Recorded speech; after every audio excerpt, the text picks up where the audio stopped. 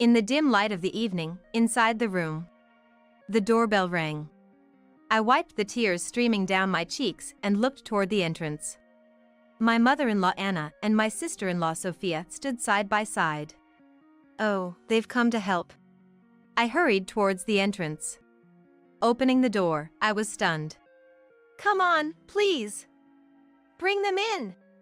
Anna's voice directed people who appeared to be movers. Excuse us, we're coming in. And they entered the house. What?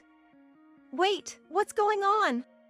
Hearing my bewildered voice, my son Noah, who was in his room upstairs, hurried down the stairs. What's happening, Mom? Noah asked, watching the movers bustling around. Well, I turned back to Noah, confused, when Anna and Sophia spoke up. We're taking my son's house. You guys need to leave. Yeah, that's right. Get out now. Meanwhile, my father-in-law John efficiently directed the movers, and the boxes were carried into the living room as well as the other rooms one after another. Suddenly, Noah, his face turning pale, exclaimed, No, you can't do that. Don't you know, aunties? His face was ghostly pale. This house isn't Dad's anymore, and it's haunted. John turned around, and the movers stopped in their tracks.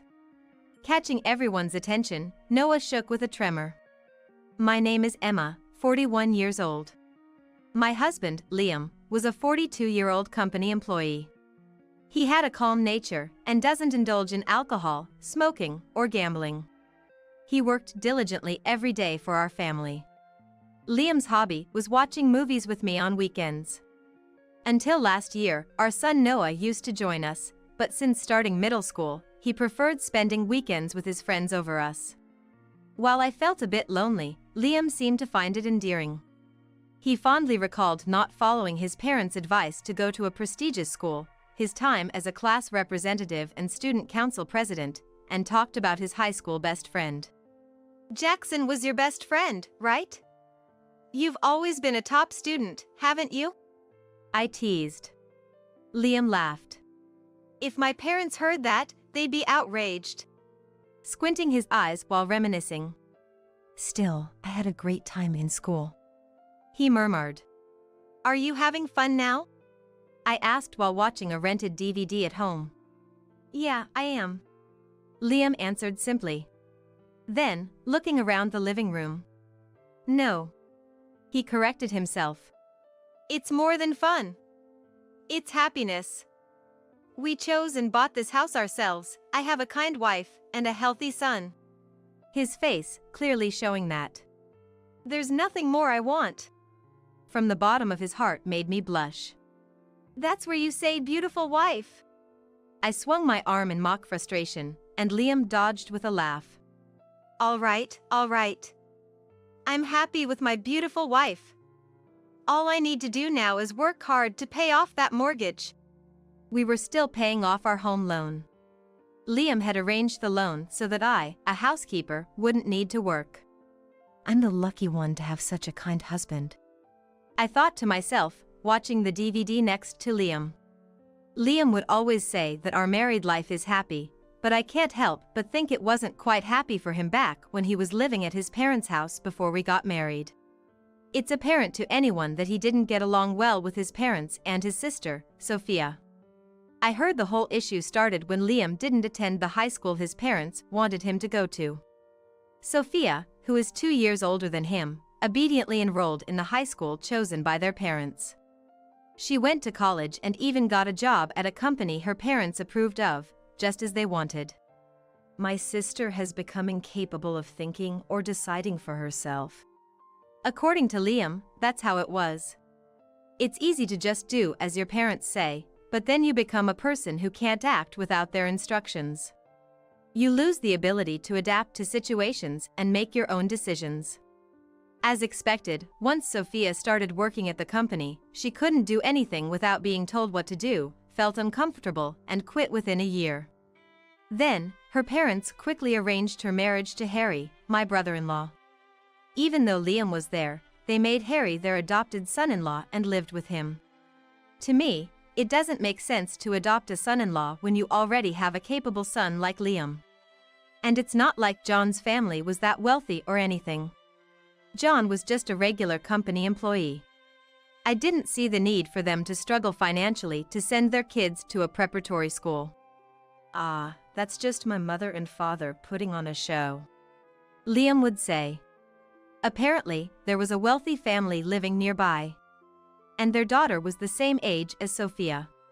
When they were younger, they used to play with the neighborhood kids, but that changed once they started attending preparatory school.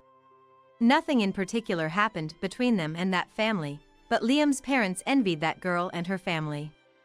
Determined to send their own children to a preparatory school, they saved up diligently and managed to enroll Sophia into one. As a result, their dinners were humble, except for Sophia's luxurious sandwiches, a rather odd dietary life. Not seeing the need for such a struggle, Liam chose to attend a local high school. I think that was the right decision. But his parents were furious, and from that day, their attitude towards Liam noticeably changed. They used to beam with vanity when mentioning the high school Sophia attended. When people would remark, "I bet your son is too," they might have felt embarrassed admitting he went to a local school. But there's no need to dream of a higher standard of living than necessary. The in-laws and Sophia's family of 3 kids lived in a rented house. Not that there's anything wrong with renting, but I do wonder if they could have spent their money more effectively instead of just for appearances. They even went into debt to send Sophia to a preparatory school and college, and they're still paying it off. I could never understand their way of thinking or their sense of money. This also applied to the allowances given to the kids. The difference in the amount given to Sophia's kids and to Noah, our son, was blatantly obvious. It might be a difference in affection for the grandchildren living with them, but I can't help feeling sorry for Noah. It makes me sigh to think that even Noah is affected by this. It seems that they also didn't like the fact that we owned our house. A 2-story single-family home. Our house is bigger than the in-laws. Showing off with a study, huh? This house is too nice for you. They often came over to our place and made such snide remarks. On top of that, they'd make sarcastic comments like, "Look, there's a stain here," or "The flooring is discolored," and so on and so forth.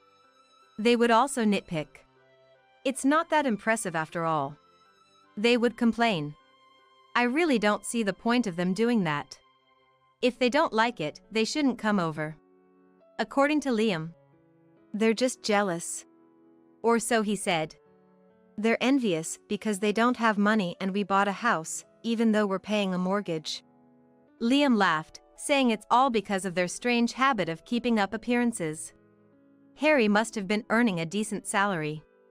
John, who was in his 60s, was still working. But their debt repayment was holding them back. "Don't worry about it," Liam said, but Anna and Sophia would come over when Liam or Noah weren't around.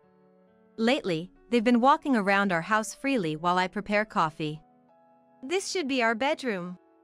My husband likes this room. This room is spacious, maybe it could be a study room for the kids?"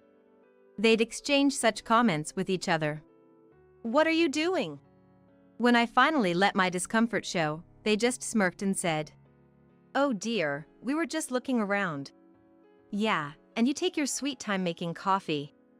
I closed the door of the room they were snooping in and had them return to the living room. When Anna asked for a spare key, I felt a bit scared. I couldn't possibly give a spare key to Anna, who walks around someone else's house uninvited. There's a chance she could enter our house when no one is around and rummage through drawers and closets. I thought it was so selfish of them to ask for a spare key when they treated Liam so poorly. "I'll have to talk to Liam about that."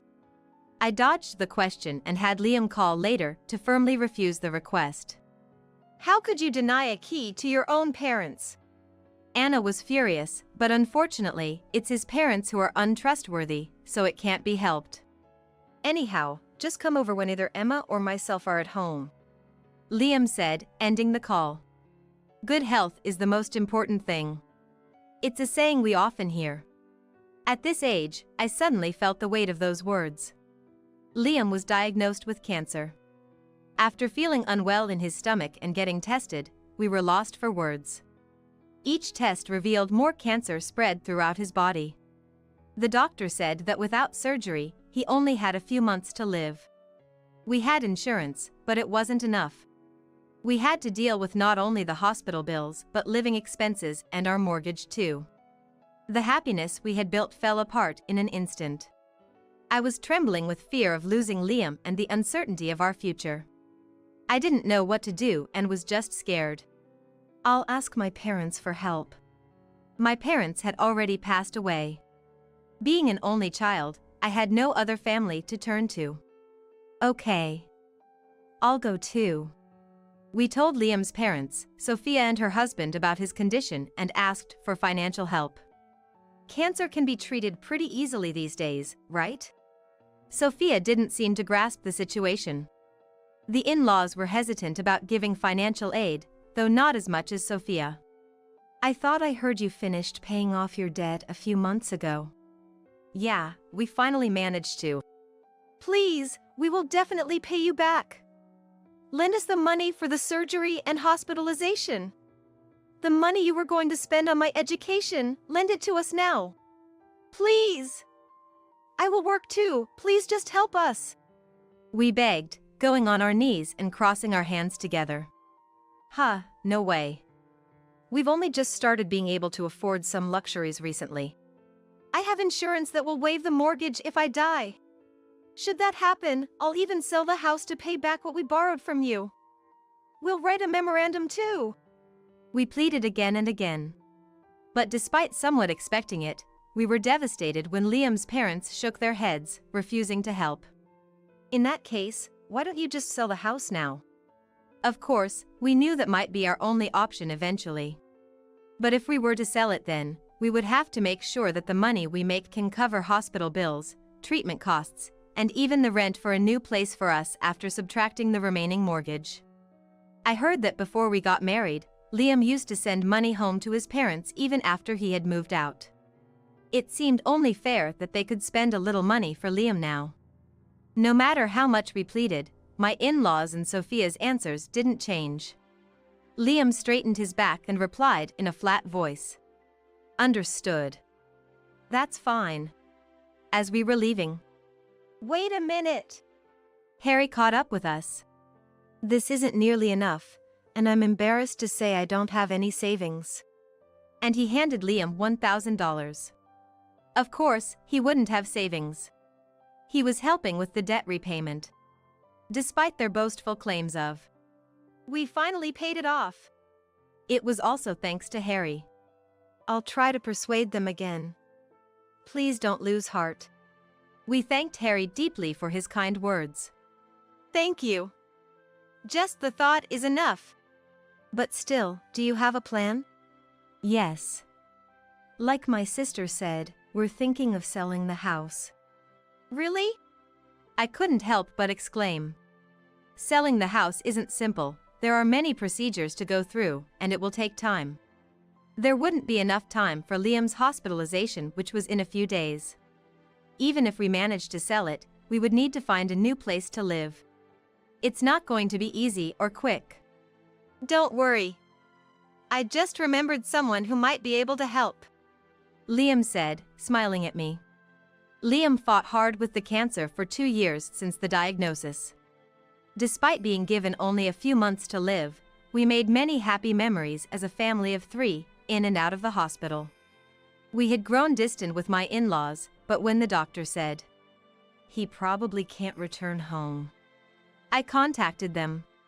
They visited a few times, but they would just say, he still looks okay, in a cold manner, and go back home right away. It's as if they were just coming to see how much longer Liam has left.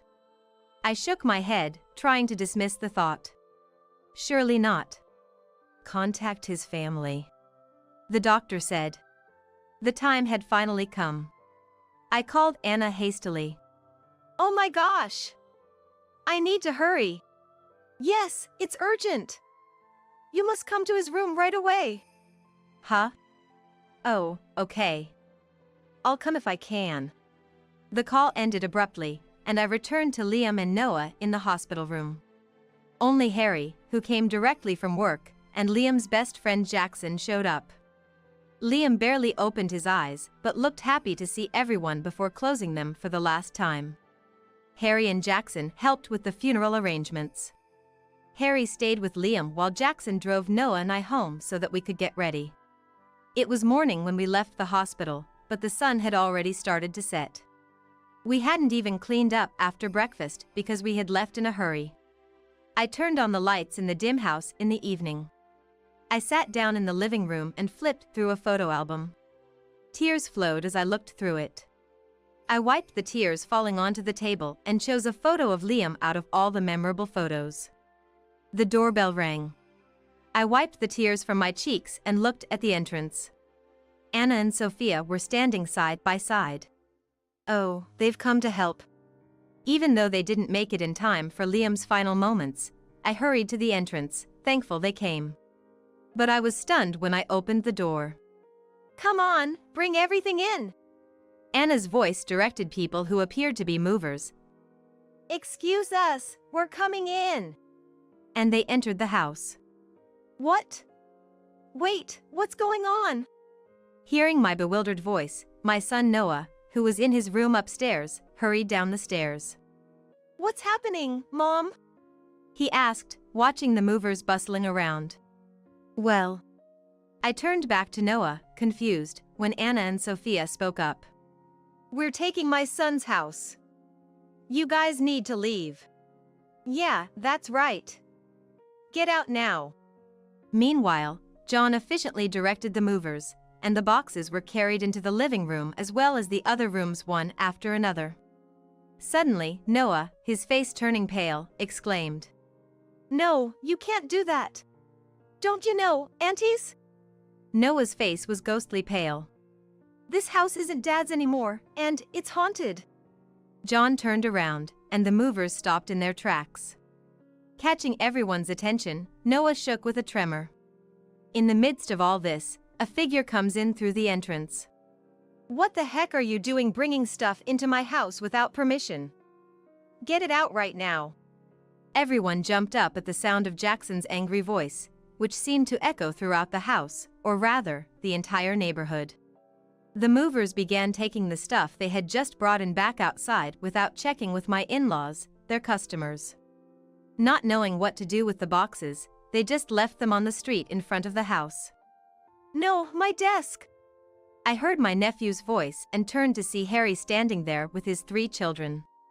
The children, seeing their belongings abandoned on the street, made complaints one after another, while Harry asked Sophia, "I came over when I heard about the sudden move, but what's this all about?"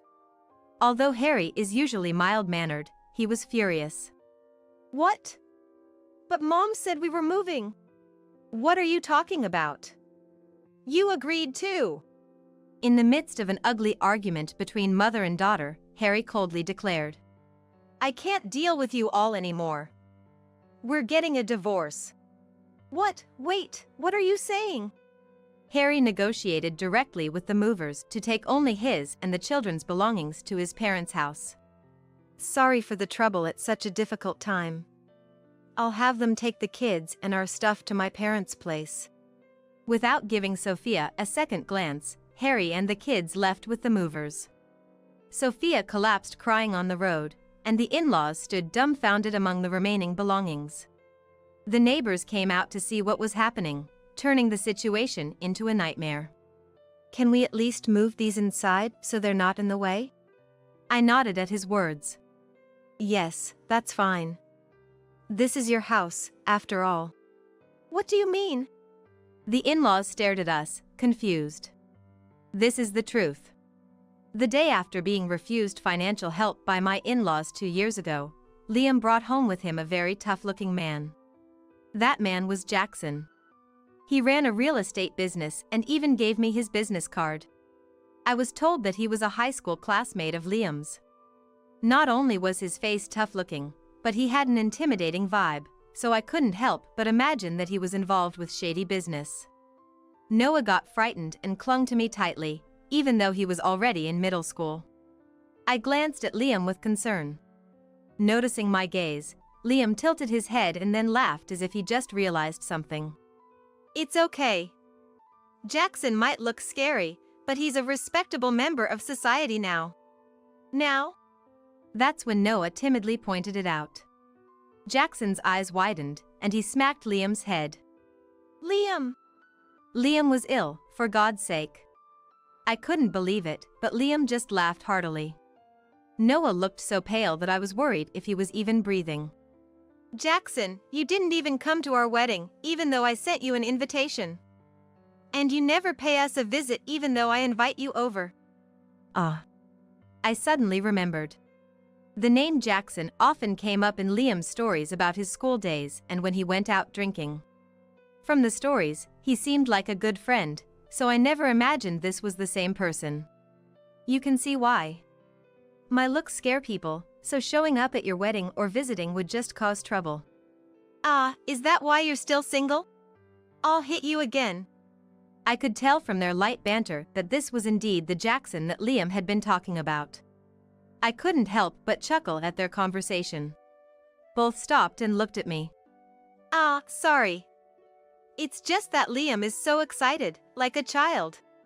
Huh? He's always like this. Jackson. Remember, Noah is here too. A father's dignity is important. Dignity, that's something you've never had. Noah. Noah's remark lightened the mood. I told Jackson that Liam was really disappointed he didn't come to our wedding and that we want him to visit any time. Thank you. Now, let's move on to business. We don't have the luxury of time. Jackson's demeanor changed suddenly to a serious expression. First, let me look at the condition of the house. Jackson went around checking each room. Once he finished examining the exterior walls and the meter box, he pulled out his laptop and started typing something. After a while, he showed us the screen. How about this amount for the selling price? I was taken aback by the amount he proposed. It was higher than what we had paid when we bought it. It's a very generous appraisal, but can we really sell it for this price? It's been about 10 years since we moved in, and there would be no point if it doesn't sell. We hadn't renovated it in years. Like Anna and Sophia said, there are stains here and there. I heard about that from Liam. They were talking about what they were going to do with each room, right? Yes. That means they think it's still perfectly habitable. Don't worry, it will sell for this price. Full of confidence, Jackson assured us. You can trust him. Liam added. Understood. Please proceed with this price. As I agreed, Jackson quickly spread several documents on the table. Oh, and we need to find somewhere else to live. At my words, Jackson responded. Sure. With a smile. He laid out rental agreement papers as well. First, I will buy this house directly. That solves one problem. Then, I'll rent it back to you. There, the second problem is also solved. I was taken aback, but Jackson continued. I'll transfer the money from the sale into your account within a few days. From there, we can pay off the remaining loan. Jackson smiled reassuringly. It was a boyish smile that made his earlier intimidating impression vanish. As we filled out the documents, I noticed the rental fee. $100. Both Liam and Noah looked surprised too, peering over the document. Shouldn't it be $1,000? Liam said. It's a typo, right? And as we laughed, it's not a mistake. Jackson said. What? I owe that much to Liam. After a moment of thought. No, you don't. Liam said. But Jackson told me about their high school days. Jackson was a real delinquent back then. He had been in trouble with the police several times and was often in fights which left his mother in tears. One day, his mother, a single mom, was hospitalized. She had fainted from stress and exhaustion. Rushing to the hospital, Jackson was shocked to see how frail and small his mother had become. He realized it was his fault and bawled his eyes out like a child. After that, he changed his ways, stopped getting into fights, and stayed out of trouble with the police. But then one day, a cigarette butt was found on the rooftop of the school building. It caught fire in a nearby dumpster and caused a small blaze. This became a problem at school, and they assumed Jackson, who had a bad reputation, was the culprit. No matter how much he denied it, saying, "It's not me." No one believed him due to his past behavior. He was at risk of being expelled. When his mother burst into tears again, Liam believed in Jackson's innocence. "He was the only one who believed in my innocence. He was the student council president at the time. We were in the same class but had never really talked before." Jackson reminisced, saying Liam had protested to the principal, did some investigation among the students, gathered evidence, and found the real culprit. But you had insisted you didn't do it, right?" "Naturally, I believed him." "No way. But thanks to you, I graduated high school and gave back to my mother. I even became the president of a company." That's why Jackson said he owed that much. The three of us, as a family, exchanged glances and gratefully accepted the rent proposal. This was what happened that day 2 years ago. As Noah said, "I own this house now and am renting it to this family. If you don't believe me, I'll show you the documents later." Jackson glanced at Noah, then turned back to the in-laws with a smile. "However, either family is welcome to rent the house. Shall I offer you a bargain?" Jackson smiled at my astonishment. "I'll also introduce you to new properties." After the funeral, we moved out of the house and into an apartment Jackson had recommended. Just unpack the bare essentials. We'll probably be able to move back to that house soon," Jackson said with a mischievous smile, and I asked him what made him think so. Noah, curious too, came closer to us. "I actually thought about kicking them out that day. But then I changed my mind. Listen, here's the plan." Jackson leaned in, as if sharing a secret with us. 3 days later, we went back to our old home saying, we left a couple of things behind, under the pretense that we were retrieving them. Anna reluctantly offered snacks when Jackson joined us. "How's the new place?" "Not bad at all," John replied contentedly. "Really?" Noah asked. "Yes, really. No noises from the empty stairs? Or in the shower room?" Noah looked around the living room fearfully. "Right, Noah said there were ghosts, didn't he?" "I don't think Mom knows about it, but ever since Dad got hospitalized, I started to hear strange noises. Once, I saw the hem of a skirt on the stairs, thinking Mom was back, but no one was there." "That's ridiculous." Anna's words were cut off as Noah and Jackson simultaneously looked upstairs. "Is there someone on the second floor?" That was impossible. Sophia completely lost her vigor after her divorce with Harry was finalized. Although she was silent, she was in the living room. "What? Stop with this nonsense." "I didn't hear anything." Noah and Jackson exchanged glances and hurriedly packed up. "That's good to hear. We'll take our leave then." They rushed out of the house and quickly got into the car. The in-laws, who had come to see us off at the entrance, looked frightened. In the car, we burst into laughter. Jackson's plan was to use the lie about ghosts that Noah had made up on the spot. "This is for treating Liam poorly for so long. Where in the world do you find a parent or sister neglecting their dying son and getting ready to move into his house?" I couldn't agree more with the words that Jackson spat out while he was driving. Jackson and Noah played such pranks on them repeatedly. Eventually, it was even said that mysterious incidents that neither of them had even mentioned would occur in that house. The in-laws and Sophia got creeped out, mistaking the noises in the house for poltergeists. They complained to Jackson and Noah, but we never experienced such things. "Jumping to conclusions can be a scary thing," Noah said, laughing. Eventually, the in-laws and Sophia couldn't stand it anymore and moved out of the house. They rented a place within their budget, introduced by Jackson. That was just business. I made sure to find them a decent, budget-friendly old apartment. Jackson said with a sly smirk, and Noah and I applauded. By the way, Sophia, after divorcing Harry, had to start working again to pay child support. Seems like she's getting a taste of the harshness of society. I wish her all the best now that she has to single-handedly take care of her parents who had looked after her. Eventually, we returned to the house we bought with Liam. Although we couldn't buy it back, we still live there for a rent of $100. Harry and his 3 kids have started to visit again. Sophia seems to be asking for reconciliation, but Harry is not considering it at all. Once a month, Jackson comes over to collect the rent. He times it with Liam's monthly anniversary. After looking at Liam's photo, we have dinner together, and he even listens to Noah's troubles, now a high school student. And Noah and I have a little secret joy. It's the stories about Liam's school days that we hear occasionally at dinner. We hear so many stories that we never knew about, and we learn new things about Liam. I'm sure Liam is smiling with us around the dining table. "No way, come on," Liam would say, making childish excuses.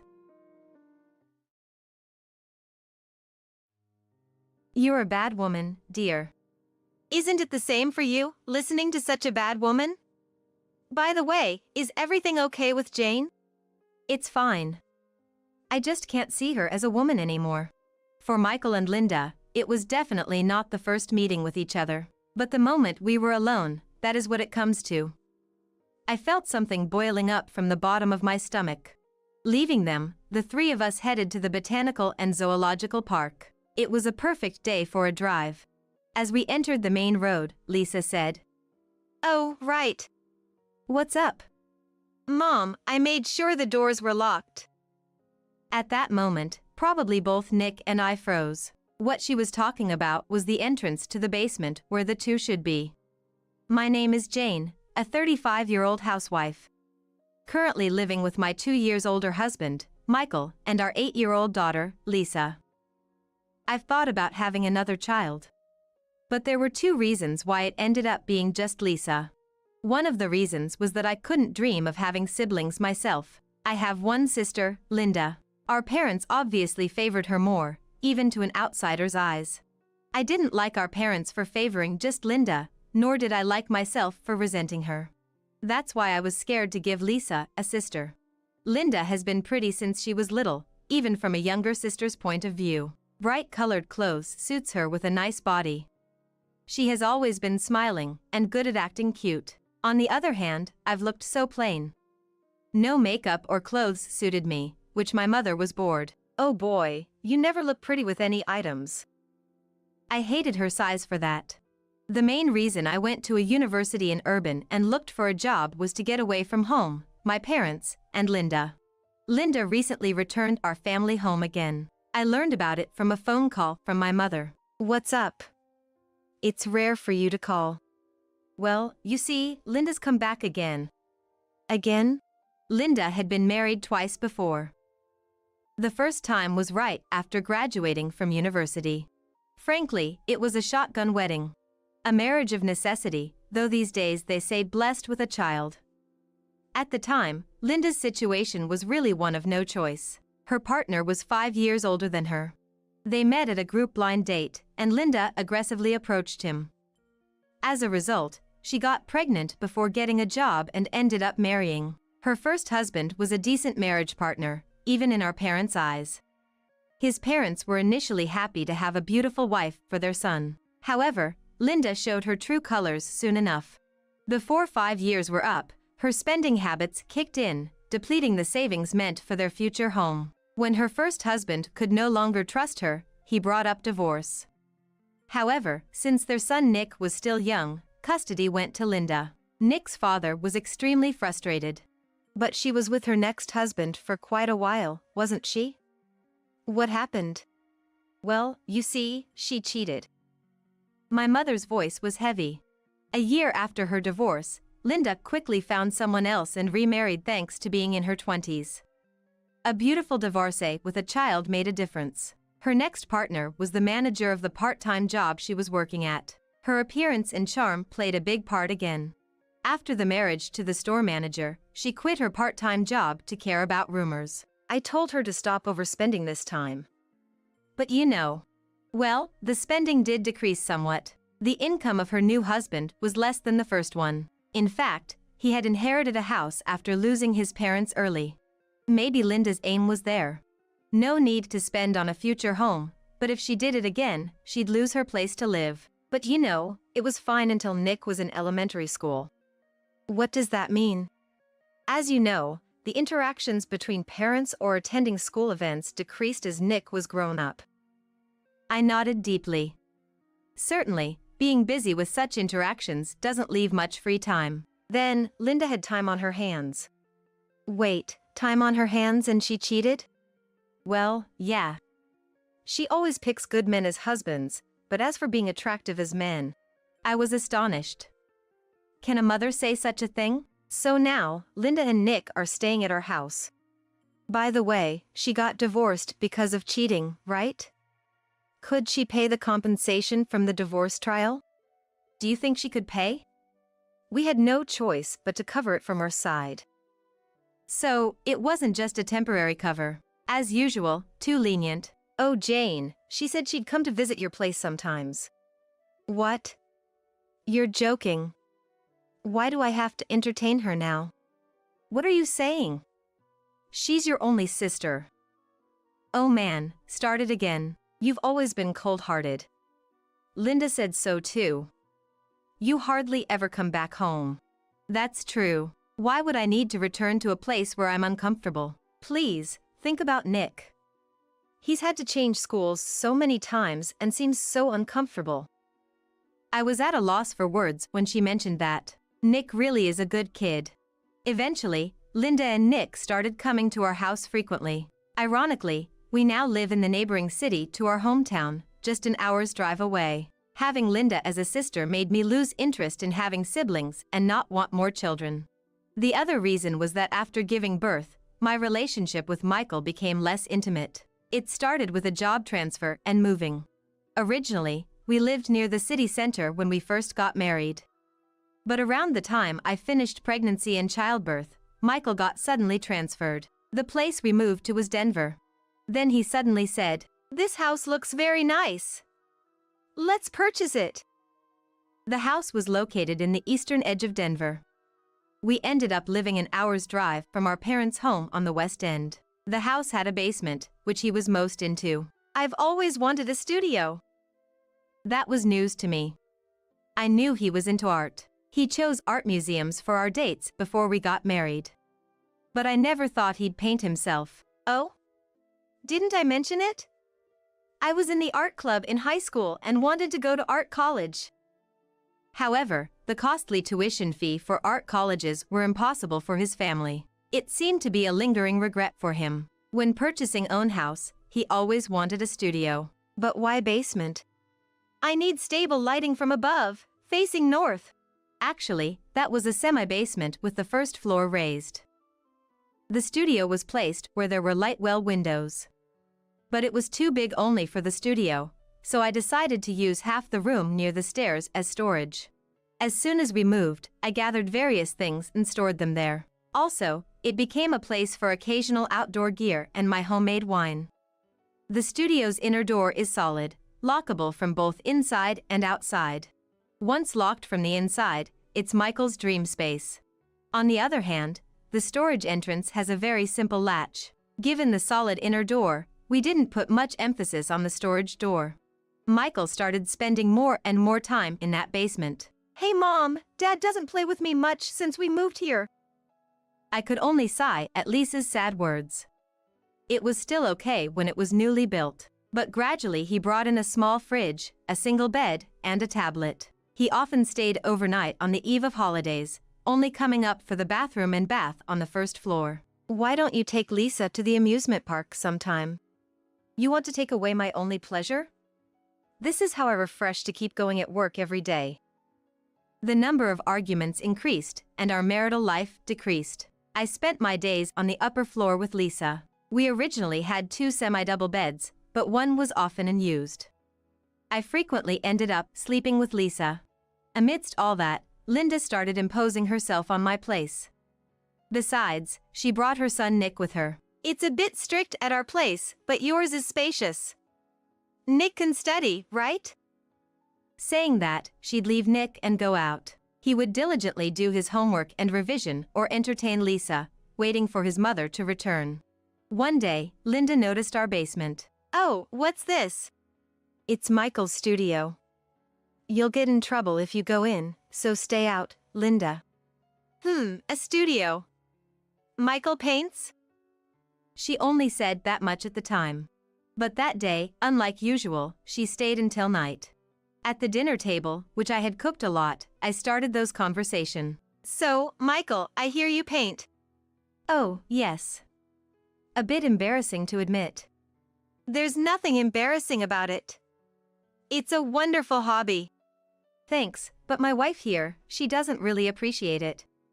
But you know, art is something that's not easily understood by the average person. I felt uneasy at Linda's sweet words. Do you paint landscapes? Currently, yes. Landscapes are still lives. I used to enjoy painting portraits in high school. Portraits, you say? Her eyes widened. Then, may I model for you? Huh? Are you sure, Linda? I've always wanted someone to paint a portrait of me. But Linda, aren't you job hunting right now? Right, that's her excuse for driving around during the day. What are you talking about? Even if I'm job hunting, I have days off, right? That's true, weekends are free for me too. Jane, you probably don't know about modeling fees. It's really helpful when someone close offers to model. Wait, what about our picnic next weekend? True, we were planning to go to the nearby botanical and zoological park for a picnic, a long-awaited trip. Then Nick chimed in. Hey Lisa, would you mind if I joined? You coming? Yeah. I've always wanted to visit that botanical and zoological park. That's right, Jane.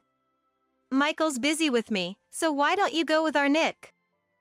Linda chuckled and smirked at me. I understand. This woman is targeting my husband, just like in the past. Then, shall we discuss it now? Sure. And leaving dinner somewhat unfinished, Michael and Linda headed down to the basement.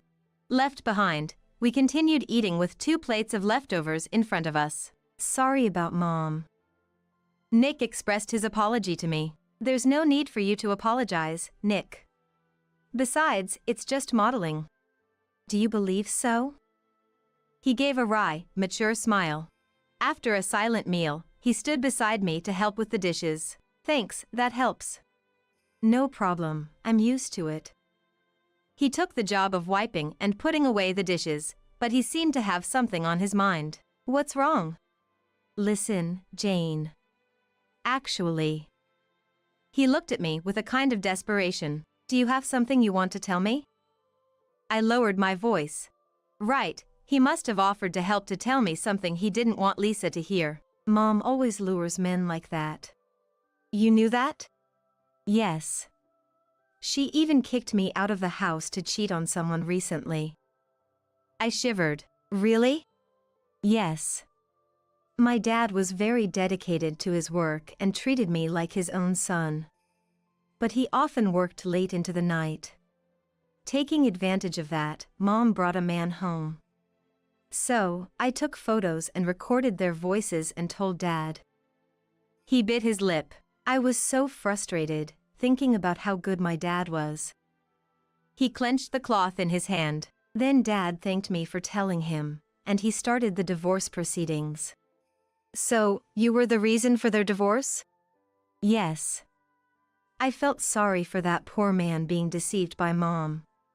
He didn't tell anyone that the evidence came from me. He couldn't take me in, but at least he didn't want to make my position worse. I see. Now, you're telling me that because you want me to do something? I think you should go check on them downstairs in a little while. Okay, I will. I replied. Then for 2 hours, Nick kept Lisa entertained with games. I like you very much, Nick. Nick, the well-behaved child, was excellent at handling Lisa. During breaks in the game, they searched the botanical and zoological park on the tablet, exciting her with what's there and what they'll see. As they happily played, I quietly headed down to the basement. Both the storage entrance and the inner door were left open. I silently and without turning on the light, entered the storage area, and crept towards a spot where I could see inside. What I saw was Linda sitting on a still life stand, embracing Michael.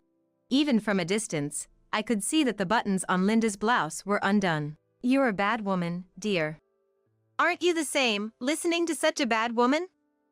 By the way, is everything okay with Jane? It's fine. I can't even think of her as a woman anymore. Laughing together in low voices, the unbearable sounds continued. It was definitely not the first meeting for them. So, this is what happens when they're alone. I felt something boiling up from deep within. But I didn't barge in angrily at that moment. The phrase art model is convenient. Even if Linda was dressed like that, she'd probably calmly say, "There's such a thing as a nude model, right?" Moreover, Michael would defend it with and say, "It's to understand the body's lines." I needed something more conclusive. Quietly, I went back outside and up the stairs. Seeing me return, Nick simply told me, "See? Just like I said. What will you do, Jane?" His tone was mature and unemotional. "I've thought of something." "Okay. I'll prepare myself too." Then, the weekend arrived. It was Saturday with a clear sky, and warmer than expected. Maybe we can have lunch on the grass at the Botanical and Zoological Park, I thought, searching the storage for outdoor gear with Lisa. By that time, the inner door was already closed. Although Linda brought Nick, she quickly entered Michael's studio and closed the door. We couldn't tell what was happening behind that door. "What do we have here?" "Let's see, a sheet and a pop-up tent in case the wind picks up, plus pegs. Also, ropes so it doesn't fly away." "Jane, is the tent okay?" "We'll ask at the entrance later." We continued chatting while carrying things out. Nick and I had our hands full, so we left the door open. Then, we got in the car and drove off. It was really a great day for a drive. As we entered the main road, suddenly Lisa said, "Oh, right. What's up?" Mom, I locked the door." "Huh?" "Well, you guys both had your hands full. It's not good to leave the door open when we're leaving." At that moment, probably both Nick and I froze. Lisa knew about the studio but didn't understand what kind of place it was. Michael takes care of all the cleaning and has told me not to touch anything. So, during the day, I usually lock the inner door to prevent Lisa from moving anything. But today, "Hey Lisa, why did you lock the storage door?" Nick asked her. "Well, earlier, the door of the usually well-closed inner room was swinging." "Hey Mom, you always lock the inner room, right? But I don't know where the key for that is. So I thought locking it from the outside would be okay." "Okay, I see. The inner door has a proper lock.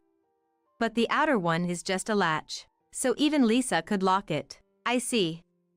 That makes sense." I visualized the situation and felt a smile spreading on my face. Then I said to them, "Hey guys, let's go see Dad's parents after this, okay?" "Wow, really?" "Is that okay?" That was the plan. Going to my in-laws' house was part of it. But I added, "It's been a while, let's stay overnight." In the next evening, after having a delightful time and enjoying every meal at my in-laws' house, it's time to head back. No, not yet. Michael's father George and I was arguing about staying longer. Then, my smartphone rang. "Hello." "What?" "The police?" "What's up, Jane?" "Put it on speaker, will you?" Following George's request, I switched to speaker and answered the call. "Is this Jane's phone?" "Yes, this is Jane." There seemed to be noise in the background of the police officer, with ambulance sirens blaring. "What happened?" "Well, we received a report from your neighbors about sounds of breaking glass and bad smell coming from your basement." "What?" I was surprised and got aloud. "What's going on?" "Michael was staying today, right?" "Yeah, but why?"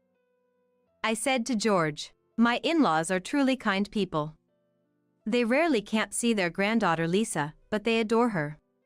The only concern of them is that they shared their complaints about Michael, who suddenly had bought a faraway house, over the phone. Honestly, compared to my parents, they're much more reasonable people. They even warmly welcome Nick, who's technically just my nephew.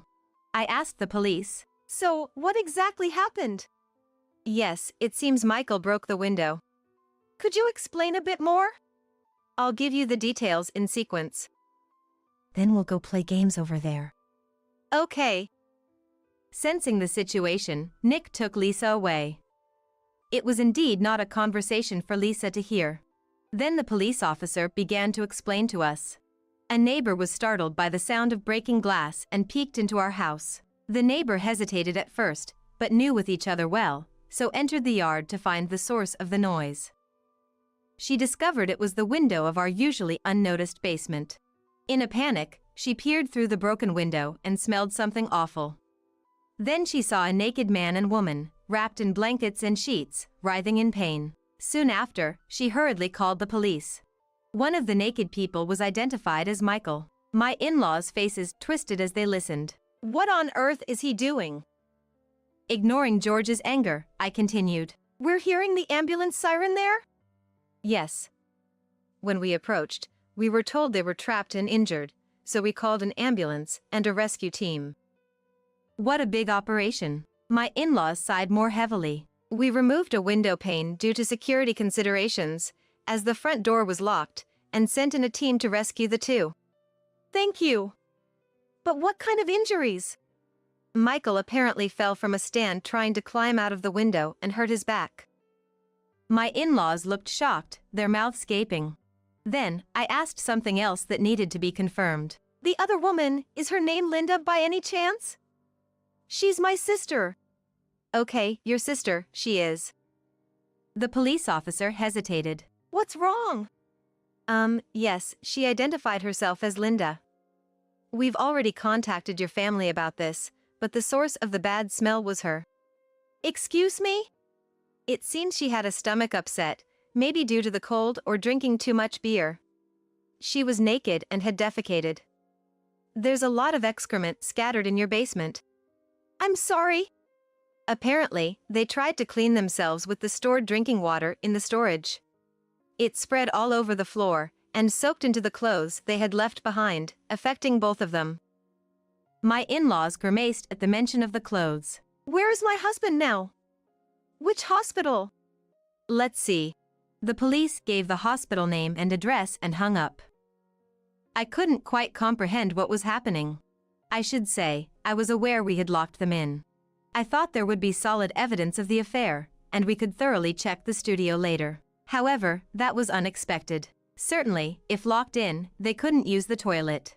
To think it led to such a big incident with the police, ambulance, and rescue team. Jane, are you all right? Realizing the call had ended, Nick rushed over and shook me. Then he suddenly apologized toward my in-laws. I'm so sorry for what my mom did. Right, I needed to play the responding to his questions. Nick, did you hear that? I heard Linda's name. Sorry, that's my mom. She was targeting Michael. What? So, she said she'd model. I deliberately raised my voice. Yes, and she tried to let us go out. That's terrible. I'm so sorry. No, you're not the one. Apologize for such things. George, could you guys please go to see Michael now? That's right. I have to listen to the situation exactly. What about you, Jane? I'm not sure what to do now. I'm too shaken and might cause an accident if I drive. Okay, all right. We'll go check on him. Thank you. After they left, Nick and I exchanged a firm handshake, completing our charade. 2 weeks later, my lawyer reported things were likely to go smoothly. Indeed, I had been staying at my in-laws and making my next move. First, I called the neighbor Nancy, who discovered the situation, asking for detailed descriptions of when the two were rescued. Nancy is a gossip lover and skilled in quickly spreading what she sees and hears. I had always maintained a good relationship to avoid any bad rumors, but who knew it would come in handy like this? Oh dear, a police car and an ambulance in a residential area? The place was crowded with onlookers. And your husband, well, how should I say?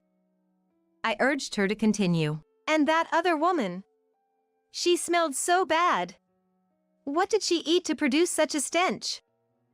Upon revealing the woman was my sister. That's shocking. So, your sister seduced your husband. She sounded almost excited. So, I replied with a feigned and strong voice. It seems to be the case. While she expressed sympathy, her excitement was unmistakable.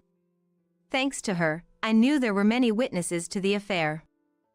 My words about the neighbors watching would spread quickly among them. Next, I sought a lawyer for the divorce and to get a restraining order against Linda. I couldn't stand the sight of Michael. I decided to settle everything through the lawyer. What about going home? Lisa asked. Thieves broke into our house. I explained. Well, they were thieves, in a way. Thieves took Dad away. She tilted her head, seemingly confused. She had lost expectations and familiarity with a father who'd stopped playing with her. Meanwhile, Michael's incessant calls were unrelenting. Ignoring them, I recorded his voicemails. Apparently, he broke his back in the fall and had to be hospitalized. According to my in-laws, both Linda and Michael smelled terrible. I'm utterly disappointed at Michael, lamented Michael's mother Mia, who fiercely lectured them in the hospital. George also disgusted and considered severing ties with him. Their scolding probably fueled the flood of messages from Michael. What's this? I'm hurt. Why aren't you showing up? Did you lock me in? A lawyer came, divorce? No way. What? Lisa locked the door. Hey. Why is there a video circulating online? Did you do something? Fine, I'll agree to the divorce, but isn't the expense too much? Please, I beg you. Can't you lower the compensation? Nobody wants to buy the house with the basement in this state. Please, just answer the phone once. His voice was tearful toward the end. I do get calls from Linda. But since it's just incomprehensible ranting, I turn the volume down as soon as I recognize her voice. I can't let Lisa hear such foul language. On the other hand, Nick managed to contact his biological father. Mom never gave me his cell number, but Grandma had told me the home phone number. She said to call it in case of an emergency. Emergency? Yeah. Grandma was really upset she couldn't get custody from Mom. She said there was something missing back then, and I ended up going with Mom. I see. But after what happened this time, I think she's definitely not fit to be a parent anymore. I hope that's the case. He said with determination in his voice. Mom always complained about my housework. Even so, she wouldn't help me. Really? Yeah, thanks to that, I can do many things by myself, though. I couldn't help but feel sorry for him. My real dad was against it, so just for that, I've always wanted to go with him. He said. I see. So, thank you for giving me this chance. I should thank you. You know, your mom always liked to take things that were mine. He looked up to the sky. But you know, it's not about things, it's about people. You can't get caught up in that. At least he has a family, he shouldn't be tempted. He's no good otherwise. I continued to him. Therefore, we both got rid of something bad and feel refreshed, don't we? As for the two of them, my divorce went through. I got full custody of Lisa, and it was decided I would receive property distribution, compensation, and child support. Michael decided to sell the dream house to make payments. But the house, especially the basement, was in such a bad state, so it got lowballed. See? I say he is foolish. He is supposed to make studios and studies after the kids move out. His father George said. But Michael's parents both still want to see their grandchild. I've been well taken care of by them, so I plan to keep in touch. Meanwhile, Linda and our parents were furious after being sued for compensation in the divorce. When my lawyer said to Linda, "By the way, Jane has renounced her inheritance. She wants nothing to do with you. If you do anything rash, she'll get a restraining order." Then unbelievably, she grabbed a vase and struck him with it. That's clearly assault, so she was charged and ended up behind bars for a short time. Our parents also had to sell their house to pay the additional compensation. That's what they get for spoiling her. Mom, I'm off. I'm leaving too. After that, I moved a bit further away. To a place far from my parents' house and the house I used to live in. Good morning, I say as I arrive at work. Hi, how are you? My current employer responds. He's Nick's father.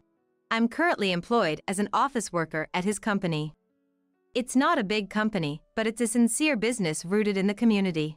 On days off, Lisa asks to visit Nick at his father's place. They're grateful to me for giving Nick the chance to return. They are far better people than my own parents. Finally, days with people I can feel at peace with have arrived. From now on, I plan to live brightly and happily, mainly for Lisa's sake. At that moment, I suddenly noticed a photograph among several mementos inside the coffin. It was a picture of me and my mother-in-law, Haley. As I held the photograph in my hands, tears streaming down my face, something written on the back became visible in the light. What's this? Seeing the words written on the back of the photograph, I was speechless. My name is Cher, a 32-year-old office worker.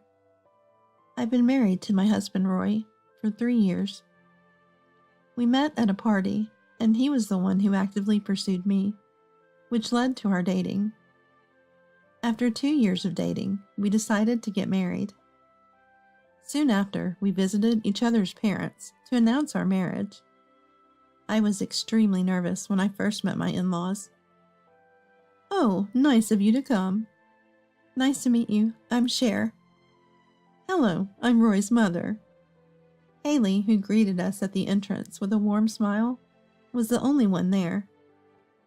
Although I felt relieved that she seemed nice, my nerves returned when we entered the living room and saw Roy's father, John, sitting there with a stern look. My nervousness came back all at once. I greeted John too, but he just grunted, "Hello, nice to meet you," without changing his expression, as if I were a son-in-law instead of a daughter-in-law. But Haley lightened the mood, saying, "Don't mind him, he's just shy," with a laugh.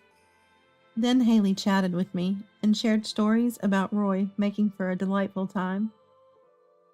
John was as reserved as he first appeared, but Haley's presence made it less concerning. Roy was equally nervous when meeting my dad. My mom passed away when I was in high school, and I lived with my dad. Even after graduating college and starting work, I stayed with him, thinking it would be lonely for him alone. Plus, I worried he wouldn't eat properly by himself. My dad is usually sociable and kind, but he too put on a dignified front like John, greeting Roy with a poised demeanor. Seeing my dad like that, Roy remained tense, which I found amusing. After successfully completing the family introductions, we had our wedding and began our life as a couple. We have had a happy marriage without major arguments. Roy, being family-oriented, often took me to visit his parents. Haley always welcomed me with a warm smile. "Cher, welcome." "Hello, Haley." "Mom, I brought some sweets." "Oh, Roy, thanks as always. Let's enjoy them together. I'll make some coffee."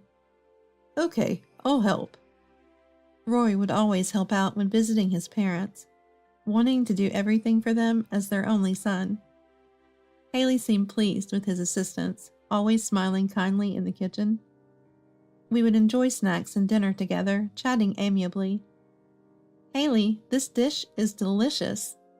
"Thank you. I'm so glad you think so. John never says anything, so I worry if it tastes right." "If it tastes bad, I'd say so." "So if you're silent, it means it's good?"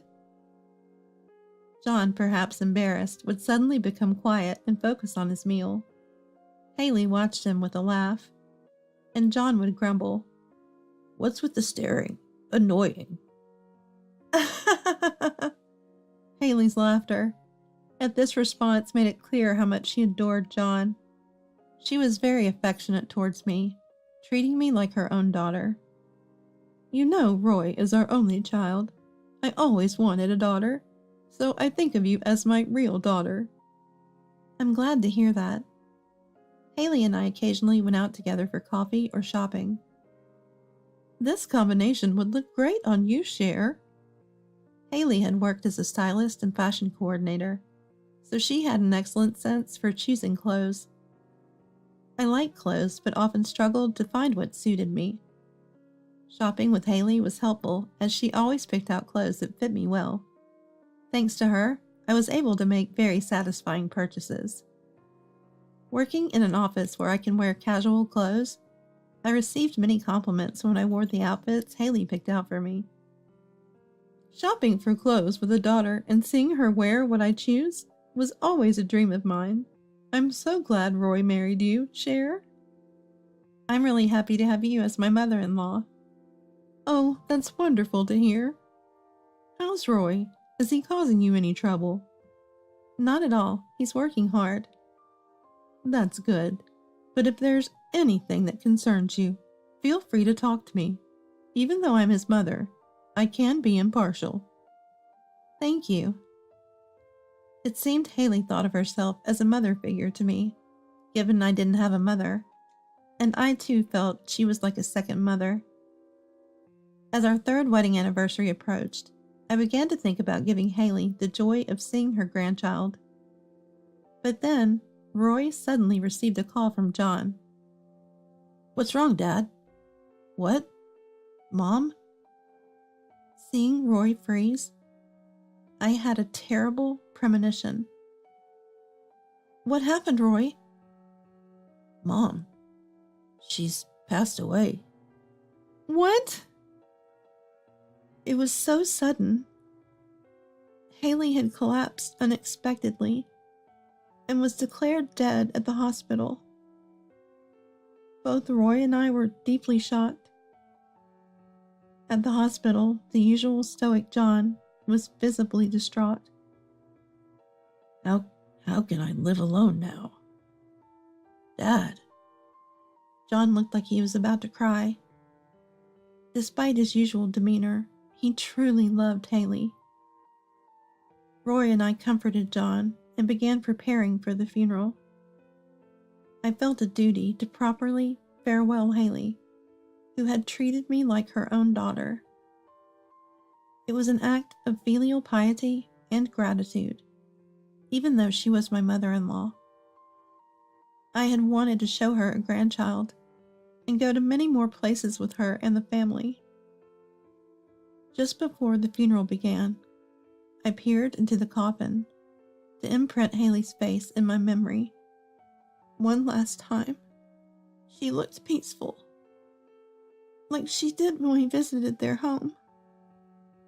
It seemed as if she would wake up if called. At that moment, I noticed a photograph among several mementos in the coffin. It was a photo of Haley and me. I recalled a time at a clothing store when a salesperson recognized Haley, and we took a two-shot wearing the clothes we bought. Haley had gotten the photo printed and kept it with her. I was touched that she cherished our memories so much. As I looked at the photo with tears in my eyes, the light revealed some writing on the back. What's this? I was speechless seeing the words on the back.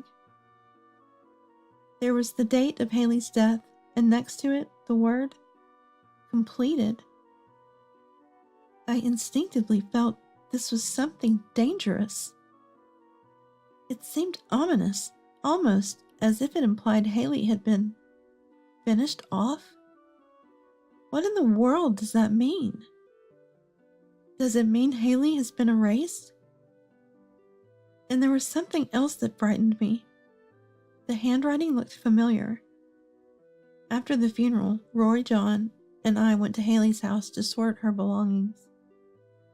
There, the three of us were sorting through Haley's belongings. The conversation was minimal, with the usually bright Haley no longer there. John's eyes were teary, and he looked so lonely. Cher, Roy, thank you. John rarely expressed gratitude. Your mom had many precious things. It would have been hard to sort them alone. John truly loved Haley, even if he didn't say it. Don't worry, Dad. You can always rely on us, Roy said with a gentle smile. Normally, I'd find such kindness reassuring, but at this time, I was filled with fear. But I was filled with terror, because the handwriting on the photo's back was unmistakably Roy's. I discreetly watched Roy's actions, trying not to let him notice. He was excessively searching Haley's room. John initially focused on sorting, but he seemed to realize Roy was looking for something. What's wrong, Roy? Are you looking for something? Oh no.